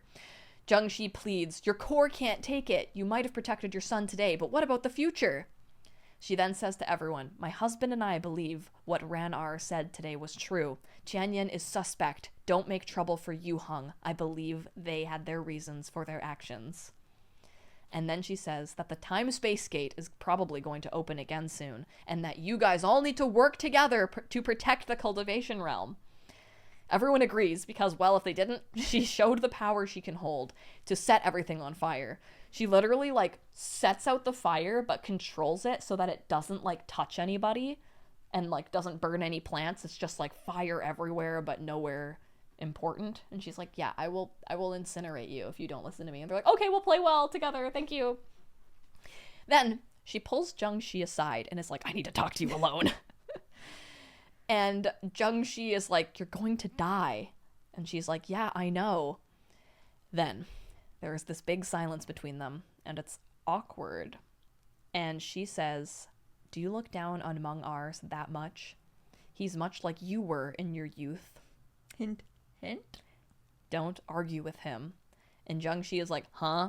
And then she's like, you and Shui Meng are very alike, don't you think? And then he's like, oh, fuck. And she says, Shui Meng is your son. Oh my god! And we called that, like, many books ago. He had a weird moment with her that was like, you've wasted your life by going to this sect, you know? Or like there's something weird something backstory weird between them. And Zheng Xi is being such a dick. He says, you don't have to lie. Just ask me to take care of Shui Meng, you know? Which, honestly, he's lucky he didn't get fucking incinerated on the spot for that. It would have just set me over the edge. But actually, maybe he's just an ace king. You are the father. Then he says, does Shui Zhengyang know? Which is crazy because it's like, oh my god, they fucked. Yep. Oh my god, they fucked. Yep. And that's just crazy. I was like, good for you, Madame Wang. But the circumstances of it are crazy. She says, he knew all along. And I'm like, that's amazing. We just had the scene of Shui Zhengyang being like, even though Moran wasn't actually my nephew, like, he's still my family. And now we found out that he even knew Shui Meng wasn't his son. He is truly the best man to have ever existed. Mm-hmm. And now he's dead. And no. He loved his wife, and he loved his adopted son and his adopted nephew. And he's dead. Yep. And he's fucking dead. So, there you go. So, yeah. 10 out of 10, very rare dad in a cultivation novel. Yeah. Rare dad win. So we find out Madame Wang and Shui Zhengyang met when they were 17. He thought she was the most beautiful thing he'd ever seen, and so he went right up to her to say hello, and it was love at first sight for him. Aww. Every year he would come to find her at festivals and such, but she would turn him away. One time, he asked her if she had someone in mind to marry, and she said no, but it was a lie. She did. She was in love with Zheng Xi, her shidi, which means he's younger than her. Oh my god. It says, so all the disciples knew Zheng Xi was scum. He had a handsome face, the finest skills, the most mesmerizing voice, and the most untouchable heart. Strong, vicious, and gorgeous. He cherished no one. And she never dared confess her feelings. But an insane scenario took place. Basically, their sect leader told them that dual cultivation could help prolong their lives, so they could maybe one day reach immortality. Jiangxi had a water core, and Wang Chuqing's core was fire. And they were both virgins, so it was perfect. Wang Chuqing was... Kind of weird, but okay. Wang Chuqing was secretly delighted, but Jiangxi was entirely focused on the cultivation part. Did someone say cultivation? Like, literally. Oh my god, this is a disaster waiting to happen. Unfortunately, it was hard for her to hide it when they would fuck. That's so fucking There was too much emotion in her eyes. And he was upset because dual cultivation required clarity of mind. So he would warn her, like, you can chi deviate if your mind isn't clear. Your soul will become volatile. But how could she control her feelings? And eventually she couldn't handle it. And Jiangxi had to save her as she chi deviated and almost blew up. Like, sorry for having emotions while we dual cultivate. Was it chi deviation or was, it just a really good He doesn't know the difference. Yeah. He's like, oh my god, you're dying. He's like, I'm fine. Do it again. Oh my god. Okay. So he says we should stop doing this, but she didn't want to. But she finally admitted, like, when we do it, are you only thinking of the sect leader's orders? And he was like, why else? What else would I be thinking about? Oh my fucking god. So she apologized and they stopped, and she actually overheard him complaining to the sect leader about it, and that just made her so embarrassed that she completely, like, fucked off altogether. She won the lottery and yet lost so hard. Rumors spread of what had happened, and everyone began slandering her for taking advantage of Jiangxi. Even Shui Zhengyang had heard of this rumor, but when he found out, he said to her, hey, don't listen to them. I think you're great. Oh my god. Then so good. She found out she was pregnant. This wasn't supposed to happen. They were taking medicines and shit, but she deviated, so something fucky happened, Yeah, birth control doesn't work when you're chi deviating. Yeah. Everyone knows this, right, girls? So she left the sect, way too embarrassed. And Shui Zhengyang finds her a year after she's already given birth. So he sees her again, and Shui Meng's already born. So Shui Zhengyang always knew. He always knew. He didn't kidnap her. He didn't do anything weird like that. He was a good man, and he didn't want her or Shui Meng to be hurt. And he wanted to protect them from the world. So now she looks at Shui Zhengyang's corpse, and the sight seemed to stab into her. She still remembered the day of their wedding, when Shui Zhengyang had told her with a grin, all right, from now on, you have nothing to worry about. That bastard back at Guiyue had humiliated you, but I won't. Now that you're with me, you'll live in glory all your life. As long as I'm here, you'll never feel shame again. He's so good. He's just so good. And he continues, he never cared that I was too weak to bear another child. He never cared that Meng Er wasn't his blood. He still treated him as his own. Shui Meng is grown now, but he's never truly suffered. But we can't protect him anymore. She then begs Jiangxi to protect Shui Meng, calls him by his real name, Zheng Yichen, and says, please. And then she dies. Damn. Jiangxi leaves. His expression did change a little bit. Wow. But when he opens the door, he sees Shui Meng was right there. Oh, of course he was. And he just says, well, since you already heard everything, I don't need to repeat it. It's like, I can't bring myself to hate him because it's kind of just comical. It's like, he's just built different. He's not like trying to be an asshole. He's just that way. Shui Meng says, you can go. I won't accept you. You aren't my father. So then Shui Meng goes inside, slams the door, and Jiangxi can hear his sobs from outside. That's just embarrassing. Yeah. It's like, yeah, imagine like everything's on fire, so it's like there's a bunch of holes in the wall. Yeah. Like, slams the door, and there's like nothing around the door. Pepsi. Do you know this meme? No. This is from like an ad where there's like an angry mob and then Kendall Jenner gives like Pepsi to each side and like solves racism. What? Are you kidding me? Yeah, it was highly criticized When did that come a out? couple years ago. That's nuts. Yeah. Okay, well, hopefully it works in Danmei. Yeah. So, guess who's coming up the mountain to visit Shuimeng? Mei Han Shui. Oh my Alright, goodness. let's go. He finds Shuimeng unconscious in the Frost Sky Hall and he takes him to Kunlun Tashui Palace. He's just like pass out from crying so hard. Yes. Damn. I mean, he just saw Moran get his heart carved out. Then his dad died. He just saw Moran get his heart carved out. Then he killed someone. Then his dad died. Then his mom died. And his whole sect is gone. And he was also Finds out his dad wasn't even his dad. So He's been having the worst day. Shuimeng's terrible, no good, very bad day. Literally. So, later, Jiangxi summons the sects and basically says, we shouldn't believe in Tianyan Pavilion. We should use democracy for judgment and have multiple trials. Lots of people, however, do still believe that Tianyan Pavilion is actually holy and like the scales were literally crafted by the god of judgment. So Jiangxi is really frustrated because everyone is following them just because they're holy.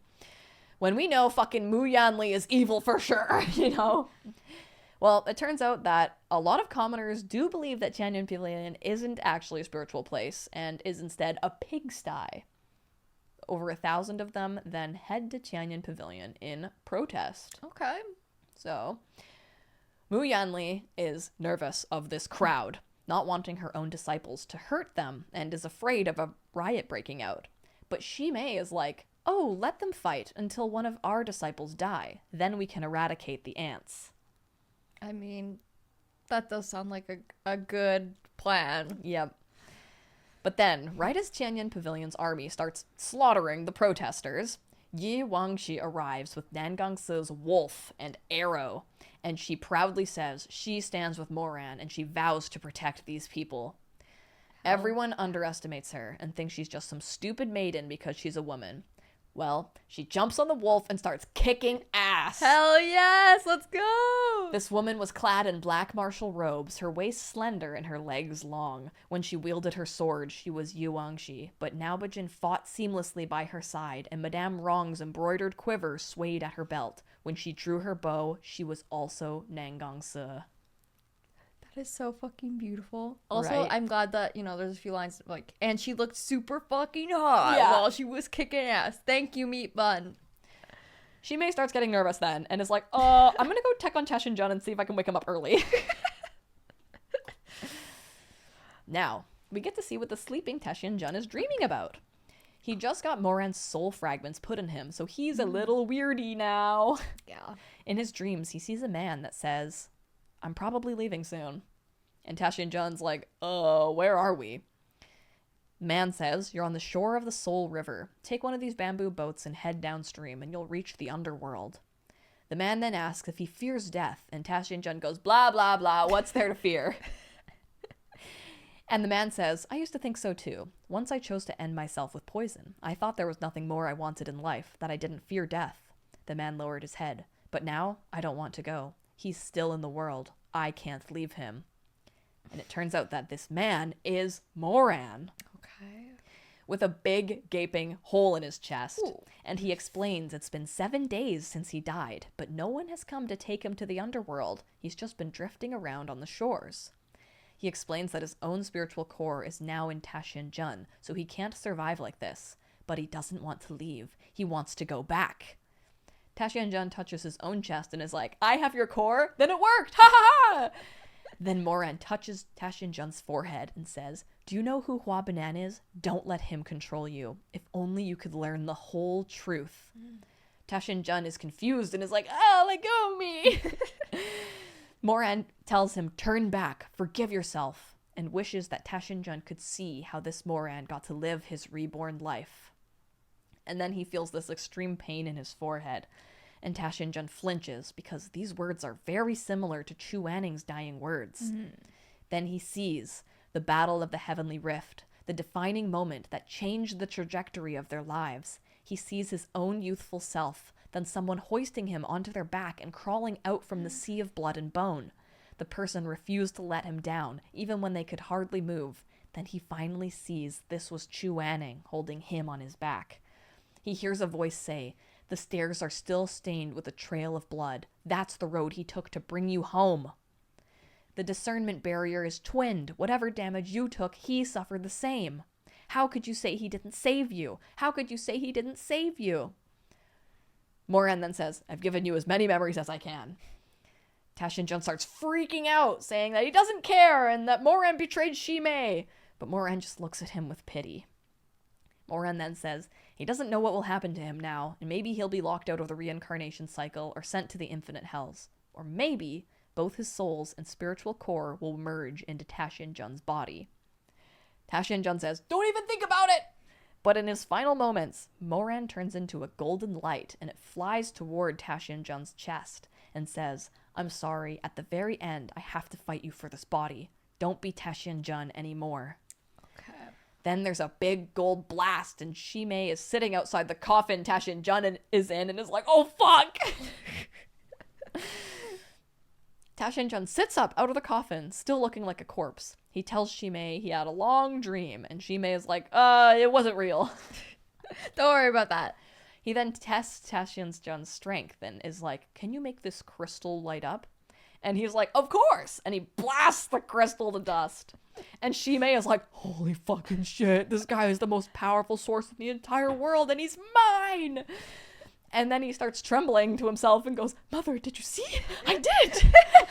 He starts to maniacally laugh and cry. Cry golden tears like a butterfly-boned beauty feast. Oh my god. Shimei is a butterfly-boned beauty feast, just like Song Chi-tong. That's why he hated cannibalism so much, because they would fucking eat butterfly-boned beasts.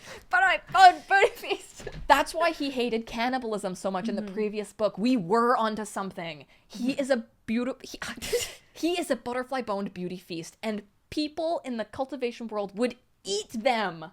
Yes. So that's like his fucking plight. That's their clan. Him and Mu Yanli are butterfly-boned beauty feasts. Which is a pretty fucking cool reveal. Very cool. Still hate him though. Yep. Still not a big fan of the plan. And that's why the mom always said, "Don't let people see you cry, because they'll know what you are." Yes. And it also explains why he's so beautiful. Yeah, that's true. I'm not a hero, okay? I'm not a hero. I'm a very murderous-y person. This is how I'm envisioning Hua Banan now. Like, he's lost all cool points. He's become this weird edgelord hero guy, okay? Yep. Yeah, this is how I'm picturing him as well. So, Moran is dead, Chu Wanning is missing, Shisheng Peak has fallen, and more Zhenglong pawns are killing people and setting everything on fire. The entire cultivation realm is fucked. Hua Banan is at Tianyin Pavilion with Mu Yanli now, and they are talking about Tasshin-jun. He tells her, "It's been 2 lifetimes and I've finally done it." He says, "Let's go. The space and time gate will open soon, and we'll bring our pawns across." And she goes, "All the pawns? That's so many." And he's like, "Yup." And she pales, but accepts it and says, "Don't worry, no amount of cruelty would make me betray you." Okay. He says, "Even my other self from this lifetime betrayed me." And Mu Yanli says, "He betrayed the entire Butterfly Bone tribe. He refused to continue staining his hands with cultivator's blood, but in doing so, he sentenced us to hell." And then she tells Hua Banan that no matter what he's done to the tribe, he is a hero. But he is having full-on sad boy hours now and says, "A hero? There is no hope of that anymore. No hero has taken so many lives. Forget being a hero. I just want a way out for us all." Okay. Now, we cut to what Tasshin-jun is doing. He is very confused. As per usual. Sweet, stupid Husky. This poor guy. He starts thinking about Chu Wanning, and he sees the scene where they confessed their love to each other on the sword in the moonlight. Their first time doing stuff in the inn, and he sees Chu Wanning looking up gently to him with a tenderness in his eyes that no drug or torment or imprisonment or humiliation or ceaseless wheedling had ever earned him. Who would have thought? So he's seeing other Moran's memories now. And so he's like, oh, what? What the hell? He even says, what the hell? I'm just being so confused. It's killing me. I know.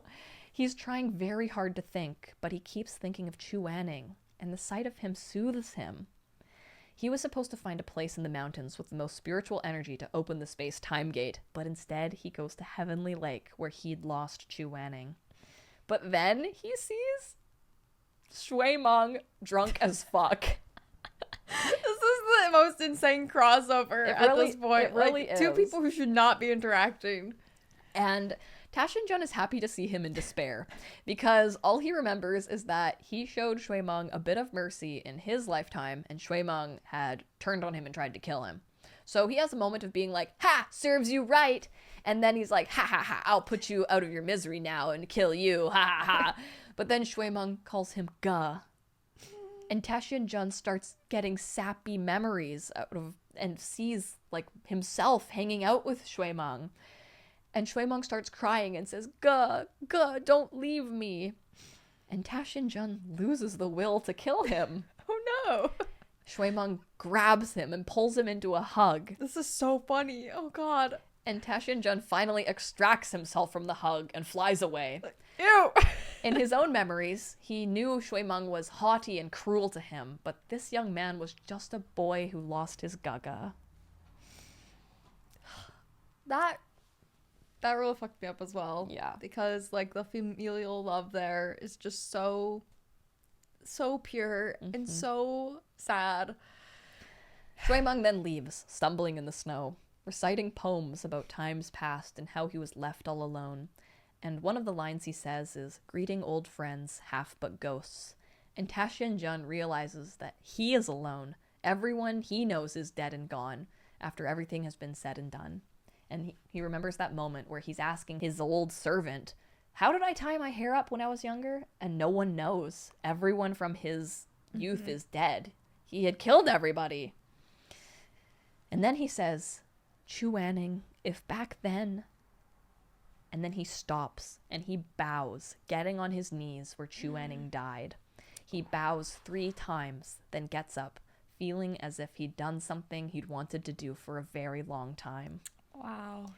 And then he goes to Mount Kunlun, where he was supposed to open the space-time gate. So our poor, mixed up, confused Tashin-jun is even more confused now. Now, this is nuts. We're back with Shui Meng, and he's so fucking wasted. Eventually, a man approaches him with a red umbrella. Hua Chang? No, it's Meihan Shui. Okay. And he helps him up, and Shui Meng sags against his shoulder, asking if he has any wine. He says no, and Shui Meng says, you asshole, last time you forced me to drink, and now when I want to drink, you don't have any? But Meihan Shui says, I don't drink. And Shui Meng shoves him away and says, why are you lying to me? And Meihan Shui says, I'm not lying. And Shui Meng cries, can't you tell I'm in a shitty fucking mood? Why won't you drink with me? And then he says, I can tell. And then someone else approaches and says, Daga, why are you trying to reason with a drunk? And you know who it is? His fucking identical twin. What? And he says, I know Daga doesn't drink. You go home. I'll drink with him. Why are they twins? They're- Why are they twins? Why is there 2 of him? Why is that necessary? I'm sorry, are we not in like the this has to be like the final arc. We have to be so close to like the ending of the story with like our main characters and like why is this information being revealed now? There's so much other shit going on. The only thing that could fix Shui Meng's heart is getting railed by these twins, okay? So, I would say, I don't think this is an actual ship or anything like that, but this scene is oddly homosexually romantic, I would say. It's hard to read this and not think this is a little gay. But Okay. Anyways. They're back at the palace now, and Meihan Shui has his bare feet out, laying on thick white furs, resting his chin in his hand, curling his toes, watching Shui Meng drink. I don't know. That's pretty descriptive. Right? It's a little sus. It's a little sus. So then he says, "Are you shocked there's two of me?" And Shui Meng is like, "Huh?" Because he's just fucking wasted. And then he says, "The person who parried blows for you during the battle was my Daga." He explains that they switch off all the time, and that's what causes the colors of their swords to change because it reacts differently to their different elements. And something like this earlier on even happened too. Shui Meng says, "You have a Gaga and I have a Gaga too." The iciness in his gaze finally melts away, and he says, "Hey, how does your Ga treat you?" And Mei Hanhui says, "Pretty good." Shui Meng says, "Would he make you a weapon? Would he bring you a bowl of noodles when you're sick?" Mei Hanhui smiles and says, "None of that, but he does keep women away." Now, why would you want that, sir? Well, actually, it seems to be alluded that he will fuck women and then not want to deal with them, so then he brings out his stonier older brother to be like, no, I don't want you, because he doesn't want to deal with that. It's a bit odd. But his older brother hasn't ever held a girl's hand. And Shui Meng's like, "I've never held a girl's hand." Like, why are we talking about this? What is happening? And so then he's like, "What's your brother's name?" And he's like, "Mei Han-shui." And he's like, "You're both Mei Han-shui?" And yes, they are both Mei Han-shui. But the Han... We're all Squidward. We're all Squidward, but the Han is different. The other one's Han is for cold. Oh, okay. Well, And he's whatever. like the colder one, so... Oh, no. He explains that they have been doing it since they were little, making it seem like there was one extraordinary person instead of two regular people. Man, why can't twins in fiction ever be fucking normal? Right? Shui Meng says, "Why save me?" And then Mei Han-shui takes his chin, I'm sorry, you were talking about how it's not gay. and Shui Meng doesn't smack his hand away. Shui Meng says, "Are we close?" And Mei Han-shui says, "Not really. We played a little when we were younger, but it would be me one day and then my Ge the next. I really only interacted with you over 10 days or so." So then he says, "Why did you take me in?" And Mei Han-shui explains that Shui Zhengyang and Madame Wang had saved their mother's life. His mom had been injured, and Shui Meng's parents came across her. They didn't ask her any questions. They didn't care if she was from a powerful sect or if she had money. They just used the best medicine on her without question. And they even carried her all the way back on their backs. She was able to see her sons once more because of this before she died. And for that, they were forever grateful for the Shui family. Mei Han-shui says that Shui Meng's parents were the best sect leaders, and Shui Meng starts crying again. He starts crying, thinking about how much he loved Chu Wanning, Moran, and Shimei. He truly loved each and every one of them so much. Mei Han-shui brushes hair off of Shui Meng's face. What is happening? This is fucking crazy. And then there's a boom. I'm like, what was gonna happen before the boom? Yeah, what? I don't want to like trick anybody. Like it's not written as like romantic, but like I think he's just a very flirty, affectionate person. But if you wanted to ship it, it's all there. Okay. So, scary sky stuff. Okay. Cut to Tashi and Jun opening the time-space gate, and it's a huge one. The little tears that Chu Wanning and Shimei made were nothing. This is crazy. There's 2 suns and 2 moons in the sky. Oh, damn.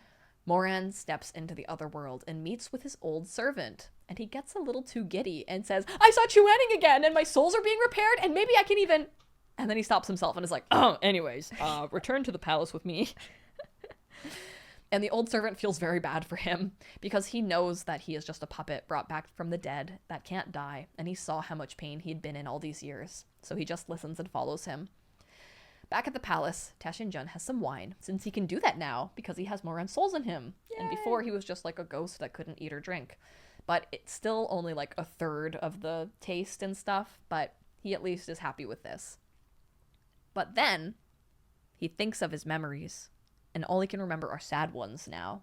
And he thinks of Chu Wanning, and he mumbles, "Chu Wanning."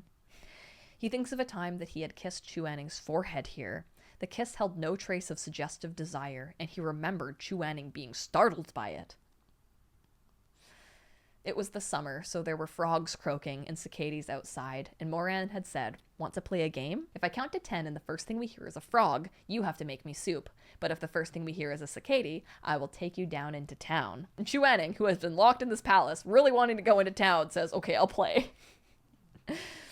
Tashian-jun counts to 9, but then doesn't hear a frog on 10, so he doesn't say it. And he slows down, being like, 9.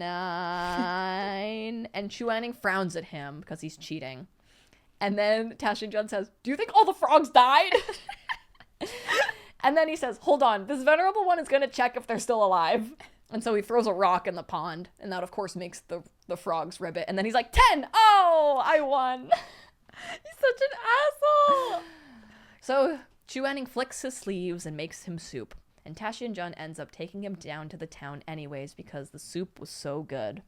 Okay. So even in these moments when he was Tashian-jun and violent and cruel, he kissed his forehead and wants to bring him to town, and he loves Wanning so much, but it's so twisted and sad. So when he's bringing them down to town, he says, "Look, I kept the carriage that you liked the best back then." Wanning doesn't say shit. He just steps into the carriage before him, and all the servants are like, "Oh my god, Tashian-jun's gonna, like, fucking kill him, and then us, because that was so rude. How do you step in front of the emperor?" But Tashian-jun doesn't care. He's just happy to be with Wanning. But then Song Chitong shows up, and this is while he was still, like, being nice to her a little bit. Mm-hmm. And she's like, "Are you going out with Consort Mei Mei?" Oh, yeah, this is crazy. Because she hasn't actually... seen her thinks that, face to face, so she thinks that Wanning is a woman because he brought in a consort, right? And he goes, "I'm going to town with her, yep." And then she's like, "Oh, I can finally see my sister face to face. Please introduce us." And Tashian-jun says, "No, she is shy and mute. Better not." And Song Chitong already doesn't like her because she was abandoned on her own wedding night. And she had heard from the servants that Tashian-jun and Consort Mei Mei had gone to 7 or 8 rounds that night. Jeez Louise. And then she remembers that the only time Moran had ever finished inside her was when he drunkenly mistook her for Consort Chu. Fucking crazy work, man. Then Tashian-jun gets in the carriage and lays down, putting his head right in Wanning's lap. Wanning says, "Isn't it too hot for this?" And Tashian-jun says, "Your tone is chilly enough. It keeps me quite cool." At last, Wanning looked down at him, his gaze even more freezing than his voice. He was truly enraged. No man would willingly become another's concubine, and Song Chitong calling him Consort Mei Mei was an insult he couldn't swallow. Humiliation had reddened the tails of his eyes. Tashian-jun is upset that Wanning is upset, and tries to buy him all kinds of things at the market, but nothing will make him happy. While they're in town, Tashian-jun decides they're going to stay there overnight at an inn. Bringing him to the bed, Wanning says, "Moran, what's the point of all this? What's the point of us?" Wow. Then, suddenly, he sees the memory from Moran's first time with Wanning in the very same inn. Except he could feel the love between them in bed. He could see Wanning's desire and knew he was staring adoringly down at him. He could hear Wanning's gasps telling him he just wanted to make him feel good. As the two memories overlapped, it was too painful, so he manages to collect himself. And he is so jealous. Yeah, I can imagine. He thinks about how he had been reborn a corpse by Hua Banan and how he had nothing to live for, except for Hua Banan telling him about himself in the other world through letters. He had read these letters Hua Banan wrote him over and over while he made his servants eat in front of him so he could ask how the food tasted. Spending years alone like this, waiting for letters from Hua Banan, he got better at reading and enjoyed the ability to express himself with words, and tried out different sentences like, "Try a bite of this, the taste is unbelievable," for a bowl of lettuce. But it was very sad, because if an illiterate person was getting joy out of reading, that meant he didn't have many joys in the first place. That's so fucking funny. What a burn. But now he's back at his palace, and he's gotten word that Wanning will be on his way here soon. Mm-hmm. So Tashian-jun orders everyone to turn the lights off so Wanning will have an easier time sneaking in. Taxian Jun starts getting so excited at the thought of seeing Chu Wanning again, so he lights one candle for him and changes into his most magnificent gold-embroidered black robes, and he straightens his bed sheets and pillows and paces around the room. He gets his attendants to bring him a jar of aged pear blossom white and keeps it warmed in water. I'm sorry, is this a date or is this a duel? Exactly. He did not summon Bugui. It was more like he was getting ready for a date. But he still convinced himself otherwise, standing guard with his wine and his fluffed pillows, thinking murderously, tisk, once Chu Wanning gets here, I'll show him a pitiless fight. He's so pathetic, help! Akira! Ah! 8 years together in Wushan Palace, 2 years with his corpse. He and Chu Wanning had spent the greater part of their lives together. It was little wonder that finding even his ashes gone upon returning to life had driven Taxian Jun past the point of madness. He could accept Shimei's death, though he hoped with everything he had that he would return to life. He could not accept Chu Wanning's death and remain sane.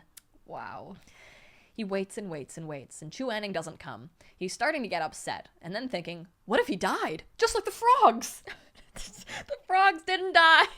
Until he finally hears someone. So he jumps up and is like, Chu Wanning! And it ends up being Shui Meng. Why? Why does this have to happen? This Shui Meng says, give me back my mom and dad. Oh, God. And then Taxian Jun's like, haha, that's what you said in your past life. But then Shui Meng says, give me back my guh. And then Taxian Jun is so jealous and upset and says, wow, everyone misses Mo Zongsha so much, but did he ever tell you guys he was me? Hello? He lied so he would be surrounded by friends and family. He deserved to die. How is he any different from me? And Shui Meng says, you two are nothing alike. Taxian Jun, now a master of vocabulary, says, fuck your mother. And Shui Meng tries to attack him, you know, having his mother just die and all. But he's just a drunk, sad puppy. So Mei Hanshui and Mei Hanshui come to protect him. And Taxian Jun says, you guys are so weird. In both lives, you came to protect him. That's what I'm saying. Like, oh my god, gay. And the brothers are like, why wouldn't we? Not everyone in this world is vindictive, pitiless, and cruel like you. Okay, well, there's also that, I guess. And then Taxian Jun suddenly sees all the not cruel people in his life, like Chu Wanning and Shui Zhengyang and Madame Wang. But then I forgot this happened. And I bet you forgot this happened too. Oh, I didn't forget. I didn't fucking forget. This is just the worst thing that could possibly happen at this point. You think there's no possible way to make things worse. Everything bad has already happened. No, there's one last thing that we can still lose. Taxian Jun says, well, I'll spare Shui Meng because he was Chu Wanning's prized disciple, but I don't know who you are, so I'll make you dumpling meat. And then Shui Meng is like, how dare you bring up Shizun? And Taxian Jun goes, oh, how dare I? You don't know what Chu Wanning is to this venerable one. Oh, God. Shui Meng's expression. Hearing all the sordid details. Yep. Moran says, don't tell me you didn't notice the way Chu Wanning and Moran act around each other. And Shui Meng is like, no. And Taxian Jun says, yes, you knew. You knew. Chu Wanning was in this venerable one's bed. Stop. And then he brings up the moment. He says, remember when you went into Chu Wanning's room? No. And he was blushing and had tears in his eyes? You asked him if he had a fever. Behind the curtain, beneath the blankets, your dear Gaga had your Shizun in his mouth. He was having him, don't you see? That was, okay, you know what? That was crazy that happened. Mm-hmm. That was fucking bad. Mm-hmm. That was bad. Shui Meng dry heaves. But then guess who shows up? Chu Wanning! Oh, good. Good. I've got this good timing. Oh, God. And Taxian Jun feels so relieved to see him, even though he is playing his chin, battling beasts in a sea of fire against Hua Banan in the sky. Oh, okay. Taxian Jun is a little hurt that he came to battle Hua Banan and not him. And Hua Banan is like, get up here and help me! And Chu Wanning's face is bloodless. eyes shadowed, expression unreadable. This is the first time we've seen Chu Wanning since Moran died. Ta Xinjun can't help but say, "Why didn't you come find me first?" And it says, between him and Ta Xinjun, Chu Wanning was the one who resembled a corpse. It was as if his souls had been stripped away, leaving only instinct to guide him on completing his final task on Earth. They get locked in an intense battle, Ta Xinjun versus Chu Wanning. Ta Xinjun's sword against Chu Wanning's chin, parrying every blow, strumming notes back and forth against his sword. He says, "Was it because you feared you'd lose?" They're surrounded by spiritual glows of their weapons, fighting against each other. And then, Ta Xinjun's spiritual color was different than Moran's, and in this moment, he changes his spiritual stream to glow red, resembling Moran's. Chu Wanning freezes. Gold and scarlet clash, illuminating Ta Xinjun's handsome face that suddenly took on a gentler cast, and he says, "Or is it because, Shizun, you can't bear to watch me die a second time?" Uncalled for. That was dirty. Then Chu Wanning plucks the wrong note on his chin. It got to him! That's just rough. Which is so sad, because what could possibly get to Chu Wanning in the whole wide world but that? Yep. It's like, it's fine. I'm a shell of a human being. I have no feelings left. I cried them all out. We're just gonna go do this task. And nope, he's still in deep emotional pain. It's fine. Ta Xinjun's sword slams down, overpowering Chu Wanning, and he grabs him. Chu Wanning screams, "Mo Wei Yu!" Ta Xinjun laughs. He'd finally gotten what he wanted. And he goes, "Very good, you're speaking to me." Oh, God. Is this not a good diagram? Stop! This is so fucking funny! What? Okay, so he grabs Chu Wanning and he shoves him on the bed. Ta Xinjun says, "So, this venerable one has to act like him for you to look at me?" He grabs his face and says, "Mo Zongshe is dead. It doesn't matter how badly you want him back. He won't return." And Chu Wanning shudders, and it makes Ta Xinjun so jealous that he kisses him. Then he grabs a pill next to the bed and he forces it down Chu Wanning's throat, saying he doesn't want to see him be unwilling. I'm sorry. Wait, why is this happening? What? Hua Banan's like, "You're supposed to be helping me. The plan, remember the plan." He's like, "I'm doing something." Chu Wanning gags, and Ta Xinjun is like, "Why are you spitting with me? You didn't with him." And Chu Wanning's eyes go wide, and Ta Xinjun's like, "You thought I wouldn't know?" Oh my God. So Chu Wanning at this point is just hollowed out by grief. Moran gets on top of him and licks a bead of rain that had dropped on Chu Wanning's cheek, and Chu Wanning shivers, his body betraying him. Oh my God. And Ta Xinjun is like, "How are you still so sensitive?" Then It's just too sad. He's so fucking sad right now. Ta Xinjun says, "Moran never actually went all the way with you, huh?" And it's some of the filthiest dirty talk you've ever heard in your life.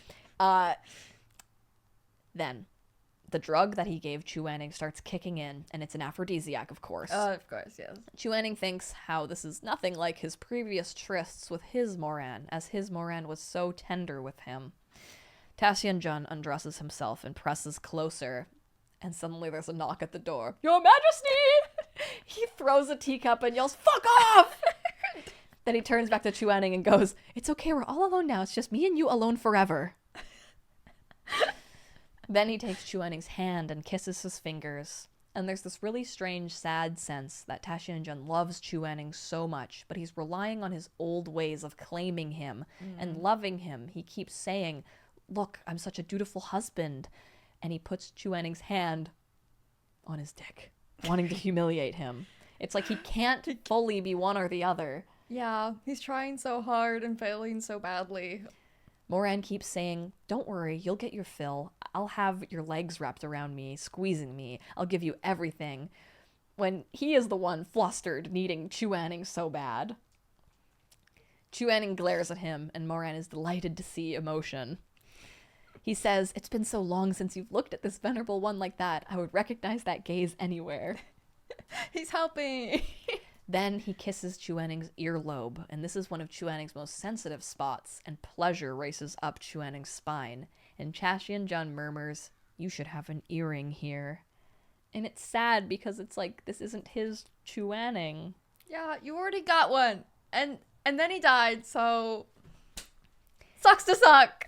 It was the voice of a tyrant suppressing his boundless rage, yet also the ceaseless sorrow buried in the heart of an abandoned dog. Ugh.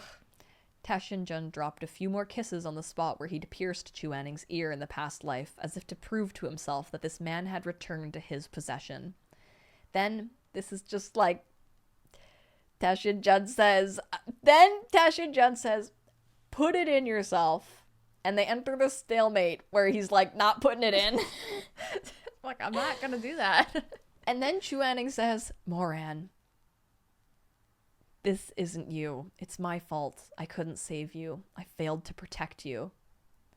And then Ta Shin-jun is like, why are you crying? This is so sad. And he sees the heartbreak in Chu Wanning's eyes, and it shocks him so much he stops everything and just hugs Chu Wanning and keeps saying Wanning, Wanning, and kisses him. But then he grabs the ointment next to the bed. Okay. And Chu Wanning is like, oh, because it is the aphrodisiac ointment he used on him once before. Oh shit. I know this shit works. Yep. Moran is like, yeah, I'm the only one who knows how to make you start dripping. Good lord. So he uses the ointment on him, and while he's using his fingers, he starts lamenting like, oh, if only you were a woman, we'd have so many babies. Then wouldn't you have cared for me at least for the sake of our children? Like, where do you even begin with that? He's so fucked to the head. He still manages to make it sad. So after fingering Chu Wanning truly is dripping. And Ta Shin-jun is terrified that Chu Wanning will somehow disappear. So he finally puts it in. And Chu Wanning, who was humiliated and grieving, couldn't feel that because of the drug. Instead, all he felt was the thrill and pleasure of Moran filling him. And Ta Shin-jun says, I'll make you remember how good you feel when you're with me. And Chu Wanning's gaze softens because Ta Shin-jun had said me and not this venerable one. It's like this is, okay, this is so fucked up, but it's so good because it's so fucked up. Mm-hmm. It's like Chu Wanning is processing such an insane grief, and it's like there's a reason why like we don't see him, like we saw him like break down, but even just in those like moments after he's accepting Moran's death, like we don't get to see him there. We just get to see him like throw himself back together and then go right into a fight. And now it's like we have to like see all those barriers torn down again. He has to experience it in like the most intimate, vulnerable, terrible way possible. Yeah. Like so close to having what he wants, and then it's not what he wants at all. So fucking good. Mm-hmm.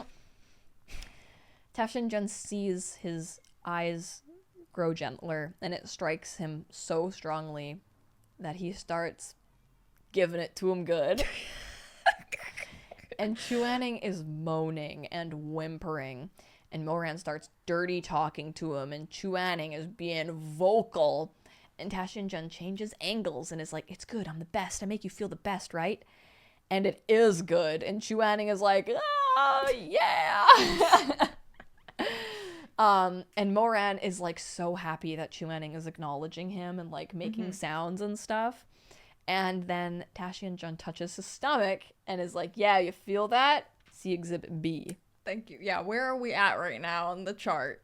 We're at dead, for sure. Okay, got it. And Chu Wanning says, Moran. And in the delirious pleasure, he isn't sure what world he's in. All of his memories are getting mixed up. And it's as if he hears, pay attention to me, please. When we first became teacher and disciple, I begged you for ages, but you ignored me. Now that we're at the end of everything, now that I only have this broken body to entwine with yours, will you overlook my insanity and ignorance? Then Chu Wanning wraps his arms around Ta Shin-jun and cries, Moran! And Ta Shin-jun is freaking out because Chu Wanning had never held him so lovingly before.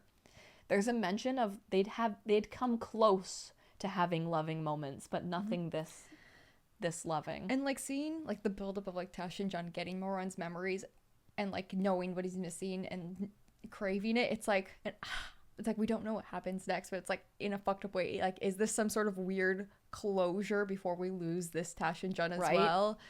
And like Chu Wanning's giving him what he can, and he feels bad for this Tash and Jun too, right? Chu Wanning indulges in this moment of stolen pleasure, unsure if it's Tash and Jun or his Moran, and lets out a real gentle moan. And Tash and Jun tries to make up for all the nights they'd missed each other in his years spent without him. This scene goes on for a very long time. And by the end of it, Chu Wanning does have his legs wrapped around his waist, squeezing him, toes curled. And they finish at the same time. How romantic. Well, it turns out that was actually Chu Wanning's third time. Jeez Louise. But don't worry, this actually continued all night long. Oh my god. Finally, Tash and Jun touches his cheek and says, "Wanning, you've finally returned. You'll never leave me again." Well, The night quieted around them. Tash and Jun sank into sleep, holding Chu Wanning, a mirror of those final hours on Nanping Mountain. Mo Zongshi's last snowy night. He too had clutched Chu Wanning in his arms until the candle went out and dawn broke. I can show you the world. Chu Wanning wakes up later and looks at him and has like a panic attack pretty much and is like, "Oh, what's real? What's not real? Oh my god." Oh. And then he needs to calm down. And then he wakes up again.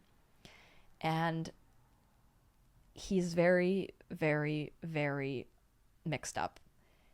Because this Tashi Jun has a heartbeat.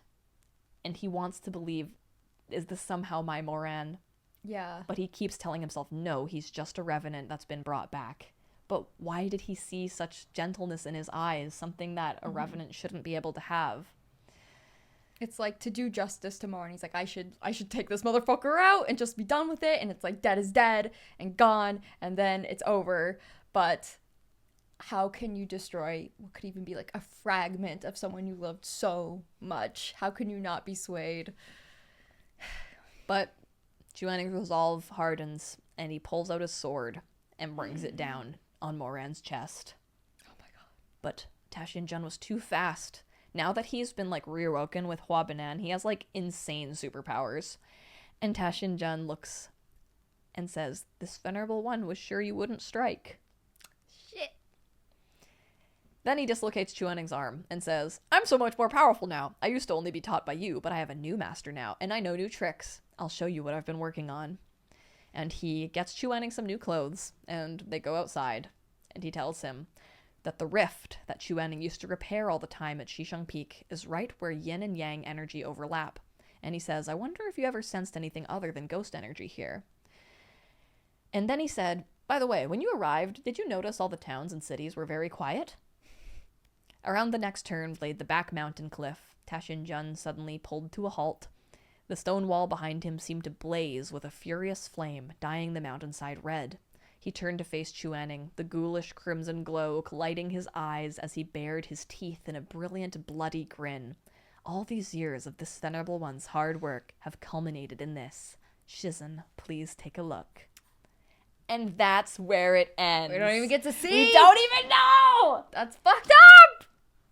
But don't worry, because the new book is out probably now, depending on when I got this video out. Well, if you would like to order the next volume, I'll have that link down below. And if you would like to hang out with Stitch and I promise it is a much lighter time. Every Friday at 7 p.m. we do Danmei Game Night, where we have games that involve all of our favorite Danmei characters, and it's such a good time, and it helps support our channel. So, don't worry, Chu Wanning and Moran are having a good time somewhere. Not in Book 9, though. Take me back to the farm. All right. Thank you guys so much for watching, and I'll see you next time. Bye!